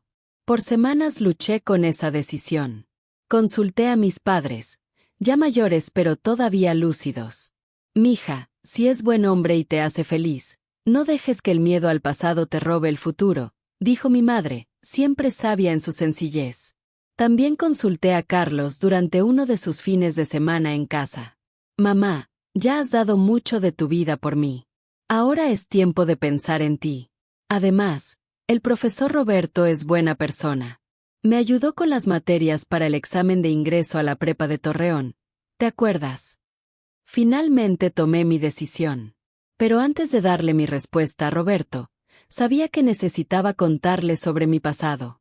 Si cambiaba de parecer después de eso, sería doloroso, pero mejor que construir un matrimonio sobre secretos. Una tarde tranquila de junio, después de cerrar la farmacia, lo invité a tomar café. Sentados en la salita de atrás, junté todo el valor que tenía y empecé a contarle mi historia difícil, sobre Ramiro, sobre Carlos. Roberto escuchó en silencio, la cara seria pero sin juzgar. Cuando terminé, emocionalmente exhausta, esperé que se levantara y se fuera. Que reconsiderara su propuesta. Que me viera como alguien con demasiadas heridas para amar. En cambio, se acercó, tomó mis manos y dijo unas palabras que nunca olvidaré. María del Carmen, lo que viviste es algo que ninguna niña debería experimentar. Pero lo que hiciste después, cómo saliste adelante, cómo criaste a tu hijo, cómo te forjaste una vida digna y respetable, eso es testimonio de tu fuerza, tu valentía, tu carácter. Esa es la mujer que quiero a mi lado. No le temo a tu pasado. Quiero ser parte de tu futuro, si me dejas. Lloré como no había llorado en años. No de tristeza o vergüenza, sino de alivio, de gratitud por encontrar a alguien que podía ver más allá de las cicatrices. Que no me definía por lo que me había pasado, sino por quién había elegido ser. Nos casamos en ceremonia sencilla en la parroquia del Sagrado Corazón en agosto de 1970. Carlos fue mi padrino, luciendo orgulloso su primer traje comprado especialmente para la ocasión. Mis padres vinieron del pueblo, los trajo el camión de don Beto. Doña Consuelo, ya anciana pero todavía fuerte, quiso estar presente. Roberto se mudó a la casa de atrás de la farmacia, que ampliamos con otro cuarto. Nuestra vida juntos empezó sin grandes cambios en la rutina. Él seguía dirigiendo la escuela, yo seguía con la farmacia y los partos. Pero ahora había compañía por las tardes, alguien con quien compartir las alegrías y preocupaciones del día, un abrazo esperándome cuando regresaba agotada de un parto difícil. Carlos aceptó a su padrastro sin reservas. Los dos desarrollaron una relación basada en respeto mutuo e interés compartido por los estudios. Roberto lo ayudaba con las materias más difíciles, le prestaba libros de su biblioteca personal, discutían sobre política, ciencia, el futuro del país. Tu hijo tiene una mente brillante, María del Carmen, me decía Roberto seguido. Va a lograr cosas grandes si se le dan las oportunidades correctas. Y trabajamos juntos para asegurar esas oportunidades. La farmacia prosperó, lo que nos permitió ahorrar para el futuro de Carlos. Roberto, con sus contactos en el mundo educativo, investigó universidades, requisitos de ingreso, posibilidades de becas. En 1972, Cuando Carlos tenía 17 años y estaba en el último año de preparatoria en Torreón, recibimos la noticia. Había sido aceptado en la carrera de medicina de la Universidad Autónoma de Nuevo León, en Monterrey. La alegría fue inmensa, pero vino acompañada de preocupación práctica. ¿Cómo mantenerlo en la capital de Nuevo León? Los gastos serían mucho mayores que en Torreón. Roberto, siempre práctico, ya tenía un plan. Tengo un primo en Monterrey que renta cuartos a estudiantes. No es lujoso, pero es limpio, seguro y cerca de la universidad. Podemos pagar la renta con lo que gana la farmacia y Carlos puede buscar trabajo de medio tiempo para sus otros gastos. Así lo hicimos. En febrero de 1973, llevamos a Carlos a Monterrey. Yo, Roberto, mis padres ya bien mayores. Todos apretujados en la troca de Don Beto, con maletas y cajas amarradas en la parte de atrás. La despedida en el cuartito que sería su hogar por los próximos años fue emotiva. Especialmente para mí. Mi hijo, el bebé que había sostenido en brazos en los momentos más difíciles de mi vida, era ahora un joven alto, fuerte, decidido, a punto de emprender un camino que lo llevaría más allá de cualquier limitación. Los voy a hacer sentir orgullosos, dijo, abrazándonos a mí y a Roberto. Voy a estudiar tanto que seré el mejor doctor que México haya visto. Ya nos hace sentir orgullosos, mijo, respondí, secándome las lágrimas que insistían en salir. Solo por estar aquí, solo por ser quien eres. El regreso a la ciudad sin Carlos fue difícil. La casa se sentía vacía, demasiado callada. Pero había consuelo en la rutina, en el trabajo que seguía demandando mi atención y energía. Y en la presencia constante y amorosa de Roberto. Las cartas de Carlos llegaban regular. Contaba de las clases, los profesores, nuevos amigos, descubrimientos de una ciudad grande. También escribía sobre las dificultades, la nostalgia, el ritmo intenso de estudio, la falta de dinero que lo obligaba a elegir entre un libro nuevo o una comida mejor. Mandábamos lo que podíamos, ahorrando en todo. Aumenté el número de partos que atendía, viajando hasta pueblos vecinos cuando me llamaban. Roberto daba clases particulares los fines de semana. Todo para asegurar que Carlos tuviera lo necesario para realizar su sueño. En julio de 1973 recibimos una visita inesperada y perturbadora. Era una tarde calurosa. Estaba sola en la farmacia preparando jarabe para la tos de un cliente cuando la puerta se abrió y entró una figura familiar. Ramiro. Estaba diferente de nuestro último encuentro. Flaco, demacrado, con una palidez antinatural. Traía ropa limpia pero gastada y se apoyaba en un bastón. María del Carmen, dijo con voz más débil de lo que recordaba. Perdona que venga. Sé que prometí mantener distancia, pero necesitaba verte una última vez. Me quedé congelada un momento, la botella de jarabe todavía en la mano. No lo había visto en casi 8 años, desde aquel encuentro difícil en el pueblo. ¿Qué quieres, Ramiro? Carlos no está, si es lo que buscas. Ya sé, respondió, sentándose sin pedir permiso en una silla cerca del mostrador. Parecía exhausto solo de haber entrado a la farmacia. Supe que está en Monterrey estudiando medicina. Me sentí orgulloso cuando me lo dijeron, aunque no tengo derecho a sentir eso. Puse la botella en el mostrador con más fuerza de la necesaria. Entonces, ¿qué haces aquí? ¿Por qué ahora? Respiró hondo, como juntando fuerzas. Estoy enfermo, María del Carmen. Tengo una enfermedad grave. Los doctores de Gómez Palacio dijeron que me queda poco tiempo. La noticia me agarró desprevenida. No sabía qué sentir. ¿Lástima? ¿Satisfacción? ¿Indiferencia? Me pareció que era una mezcla confusa de todo. Lo siento, dije finalmente, por costumbre. Pero no entiendo por qué viniste a decírmelo. Vine a pedirte un último favor, dijo, sacando un sobre del bolsillo de la camisa. Cuando ya no esté, quisiera que le dieras esto a Carlos. No ahora. Después, cuando creas que es el momento correcto. O nunca, si así lo decides. Miré el sobre con desconfianza. ¿Qué hay ahí? Una carta. Explicando quién fui, qué hice, pidiendo perdón aunque no lo merezco. Y contando también algunas cosas sobre nuestra familia que tal vez algún día quiera saber. Historia médica, tradiciones, orígenes. Cosas que a todo hombre le interesan sobre sus raíces. Dudé. Todas las viejas heridas volvieron a latir. No prometo nada, Ramiro. No sé si algún día se lo voy a decir, mucho menos darle una carta tuya. Entiendo, dijo, poniendo el sobre en el mostrador. La decisión es tuya, como siempre fue y debió ser. Solo te pido que la guardes, por si acaso. Si algún día descubre la verdad y quiere saber más, tendrá algo. Si no, destrúyela cuando me vaya y nadie sabrá nunca. Acepté el sobre de mala gana. No prometí nada, pero tampoco lo rechacé. Ramiro se levantó con dificultad, apoyándose en el bastón. Veo que construiste una buena vida, comentó mirando la farmacia ordenada y próspera. ¿Te casaste otra vez? Oí algo de un profesor. Sí, respondí. Roberto. Llevamos 3 años juntos. Él sabe de mi pasado. Le conté todo antes de aceptar.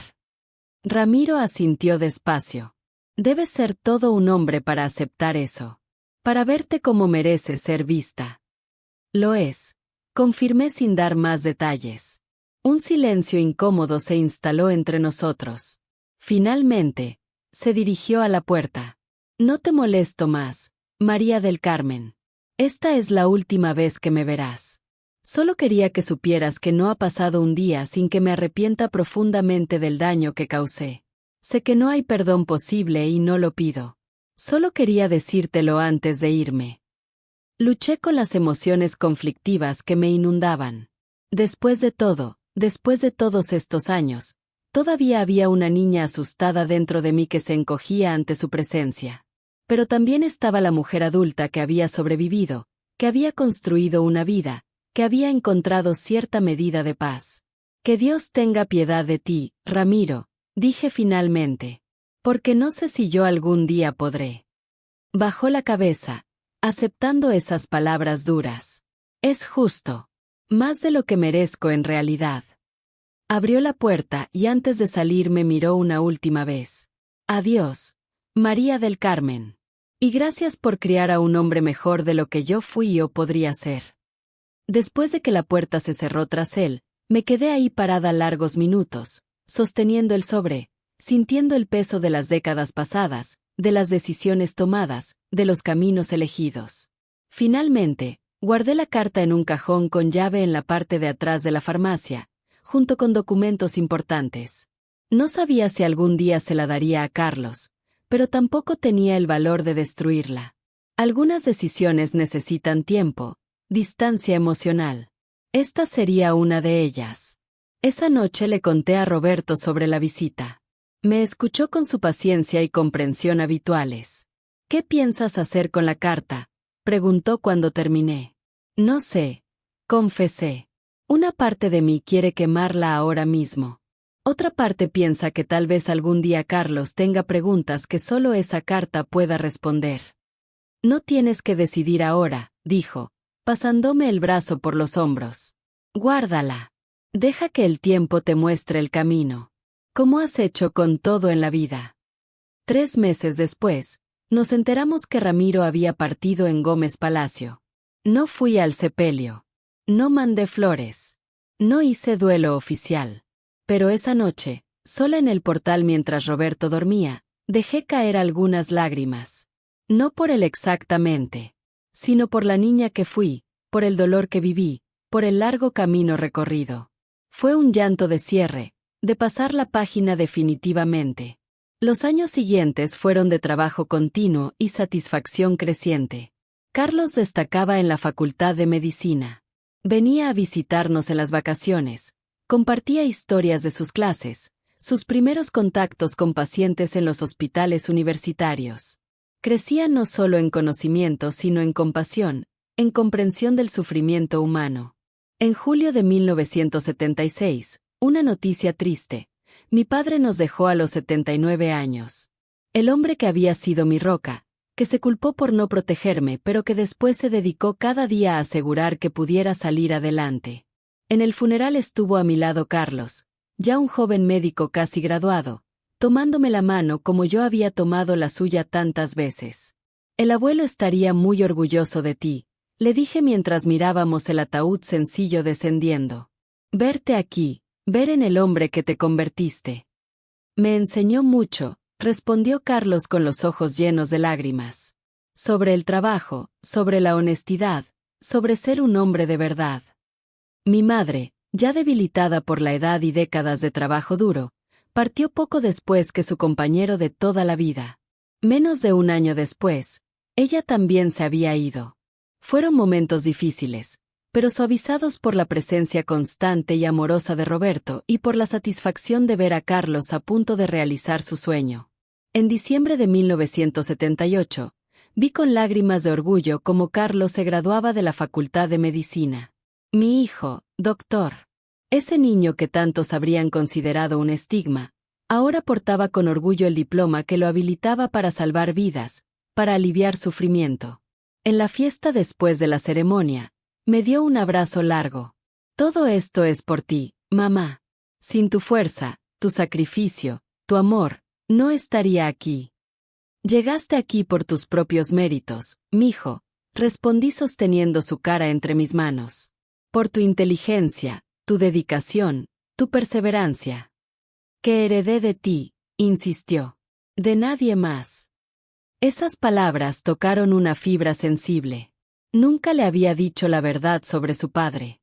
Durante todos esos años me aferré a la historia simplificada que había inventado, que su padre había sido un muchacho del pueblo que partió antes de que él naciera. Carlos rara vez preguntaba detalles, como si instintivamente sintiera que era tema delicado. Esa noche de celebración, mirando a mi hijo hecho doctor, a mi esposo sonriendo orgulloso, rodeados de amigos y colegas, tomé una decisión. La carta de Ramiro se quedaría donde estaba, guardada pero nunca entregada. Carlos había construido su identidad, su vida, sin esa sombra. No había necesidad de traerla ahora. Regresamos a la ciudad, donde Carlos decidió trabajar unos años antes de buscar especialización. Consiguió plaza en el hospital regional, trayendo conocimiento médico actualizado y muy necesario a esa zona. Trabajábamos juntos muchas veces, yo con mis conocimientos tradicionales de partera, él con su formación médica moderna. Era una alianza que benefició enormemente a las mujeres de la región, especialmente las más pobres que antes solo tenían acceso a doctor en casos extremos. Deberías haber sido doctora, mamá, me dijo una vez después de atender juntos un parto especialmente difícil donde mi experiencia había sido crucial. Tienes el instinto, el conocimiento, las manos benditas. Tuve mi camino y con eso soy feliz, mijo, respondí, sintiendo esa satisfacción profunda que solo puede sentir una madre viendo sus sacrificios recompensados. Además, así pude darte a ti la oportunidad. En 1980, a los 39 años, mirando el camino recorrido desde aquella niña que enfrentó dificultades a los 12 años, sentía una paz que nunca imaginé posible. La farmacia prosperaba, mi trabajo de partera era respetado en toda la región. Roberto era un compañero amoroso y comprensivo, y Carlos estaba cumpliendo su sueño de ayudar a la gente a través de la medicina. Los recuerdos difíciles, por supuesto, seguían ahí. Ciertas noches todavía traían inquietud, ciertos ruidos todavía me sobresaltaban, ciertos lugares todavía evitaba. Pero ya no me limitaban. Solo eran recordatorios de desafíos superados, de un pasado que había formado pero no definido quién era yo. La vida, con toda su imprevisibilidad, sus momentos difíciles y sus bendiciones inesperadas, me había enseñado su lección más valiosa. No somos definidos por lo que nos pasa, sino por lo que hacemos con ello. Y yo había elegido reconstruir, crear de los momentos difíciles de mi infancia una vida con propósito, con significado, con amor. Una vida que a pesar de todas las dificultades, tenía mucha más luz de la que jamás imaginé posible. A finales de 1980, Carlos anunció que tenía intención de especializarse en ginecología y obstetricia. Tú me inspiraste, mamá, explicó con los ojos brillantes de emoción. Ver tu trabajo de partera, cómo ayudabas a las mujeres en los momentos más vulnerables e importantes de sus vidas. Quiero hacer lo mismo, pero con los conocimientos médicos que adquirí. Esa decisión me llenó de un orgullo que apenas cabía en el pecho. Mi hijo transformando las experiencias difíciles del pasado en sanación para el futuro, eligiendo una especialidad que honraba de alguna manera el camino que habíamos recorrido juntos. En 1981, Carlos partió otra vez, ahora a la Ciudad de México para su residencia médica en el hospital de maternidad más grande del país. La despedida fue más fácil esta vez. Ya era un hombre hecho, seguro de su camino.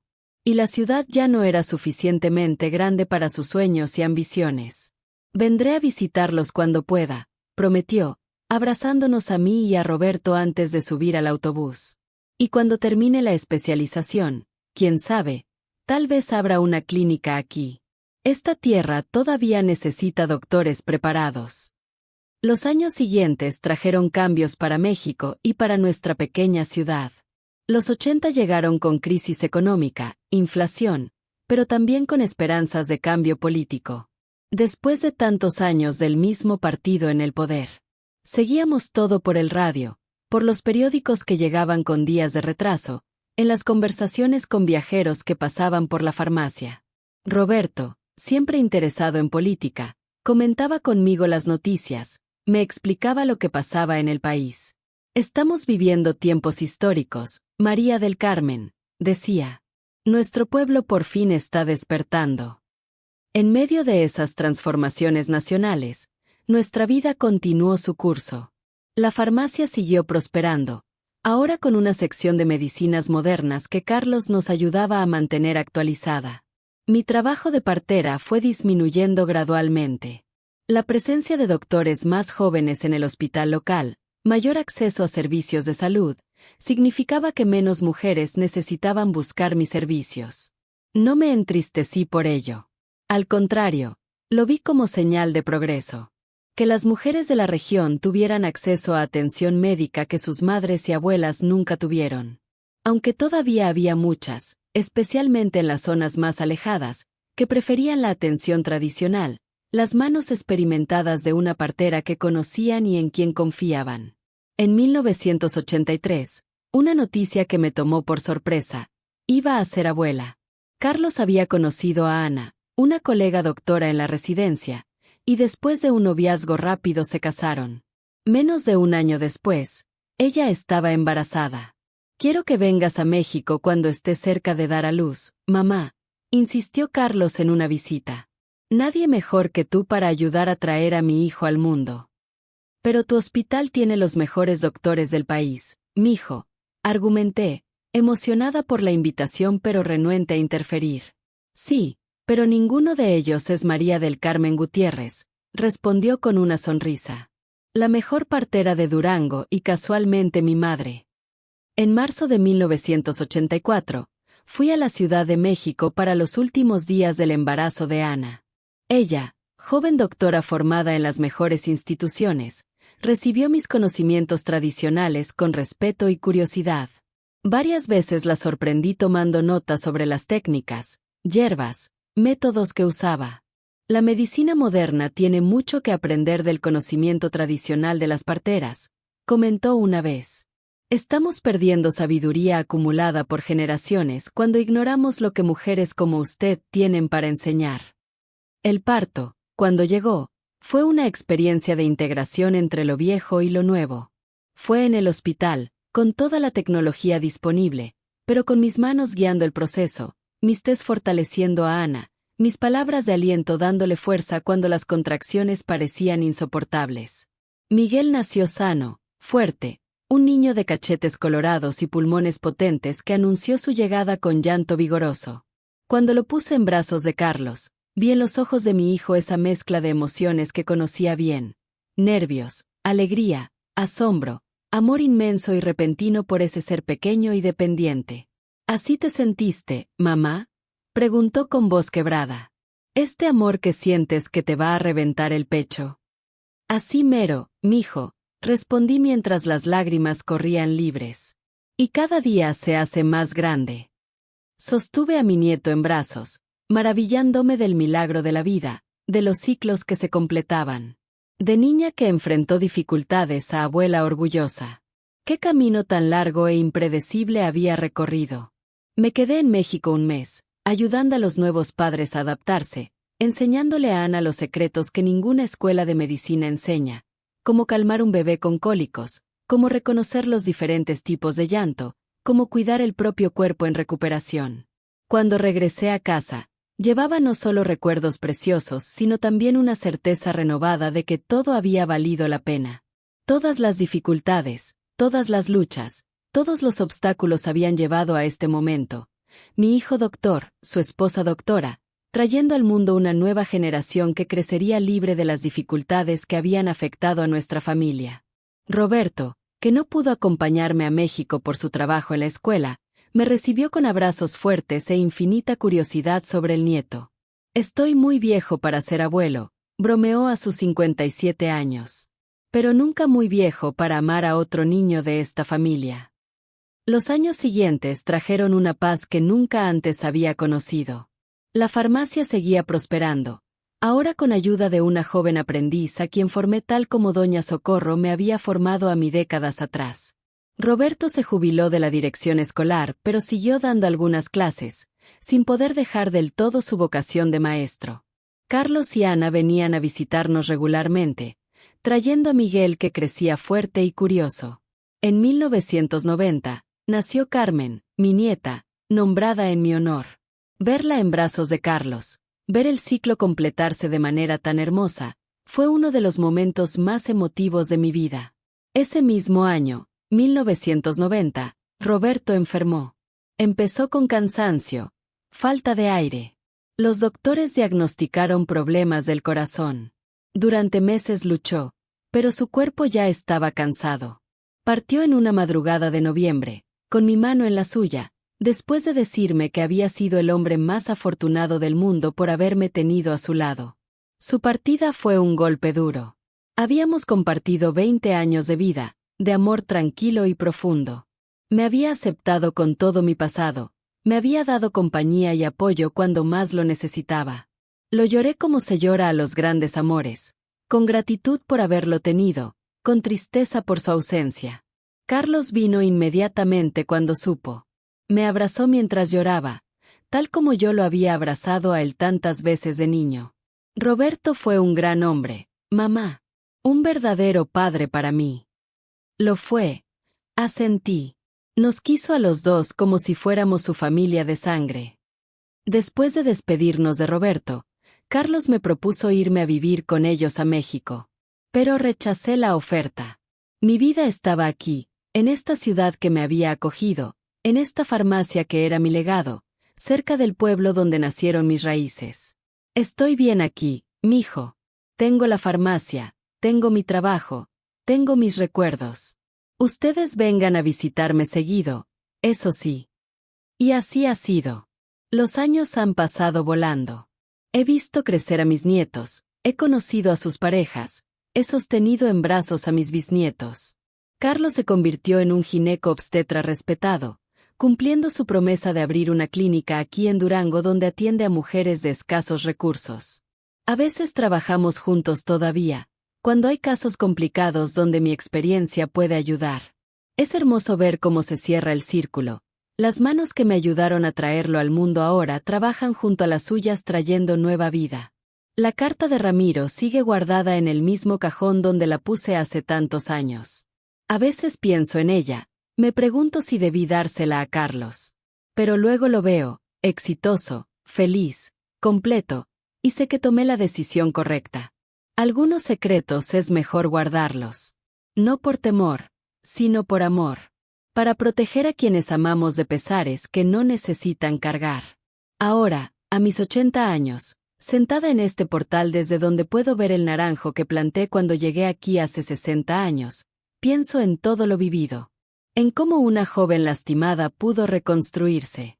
En cómo de las experiencias más difíciles pueden hacer la fuerza más grande. En cómo el amor, de una madre por su hijo, de una mujer por su trabajo, de una comunidad que finalmente la acepta, puede sanar hasta las heridas más profundas. Mi historia no es única. Hay miles, Millones de mujeres que han pasado por experiencias similares, que han tenido que reconstruirse desde cero, que han tenido que guardar secretos dolorosos para proteger a quienes aman. A todas ellas les digo, no están solas. Se puede seguir adelante. Se puede sanar. Se puede construir una vida plena después de las adversidades. Si mi historia sirve para que una sola mujer encuentre esperanza, para que una sola joven vea que hay futuro después de las dificultades, entonces habrá valido la pena contarla. Aunque me haya costado recordar. Aunque algunas memorias sean difíciles. Porque al final, eso es lo que somos las mujeres, resilientes, sanadoras, guardianas de secretos, constructoras de vida. Y aunque el mundo nos presente obstáculos, siempre encontramos la manera de levantarnos, de seguir adelante, de transformar nuestras experiencias en fuerza para las que vienen detrás. Esta es mi historia. La historia de María del Carmen Gutiérrez, partera, farmacéutica, madre, abuela, bisabuela. Mujer que guardó sus secretos por 60 años y que ahora, cerca del final del camino, decidió compartirlos.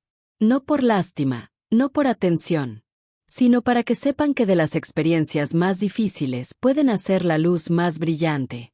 Y que ninguna mujer, ninguna joven, está sola en sus momentos difíciles. Si te ha gustado esta historia, por favor suscríbete al canal y activa la campanita de notificaciones. Tu apoyo nos ayuda a seguir compartiendo estas historias de vida que merecen ser contadas. No olvides dejar tu like y comentar de qué parte nos estás siguiendo. Que Dios las bendiga a todas. Y que encuentren, como yo encontré, la fuerza para seguir adelante, para sanar, para vivir.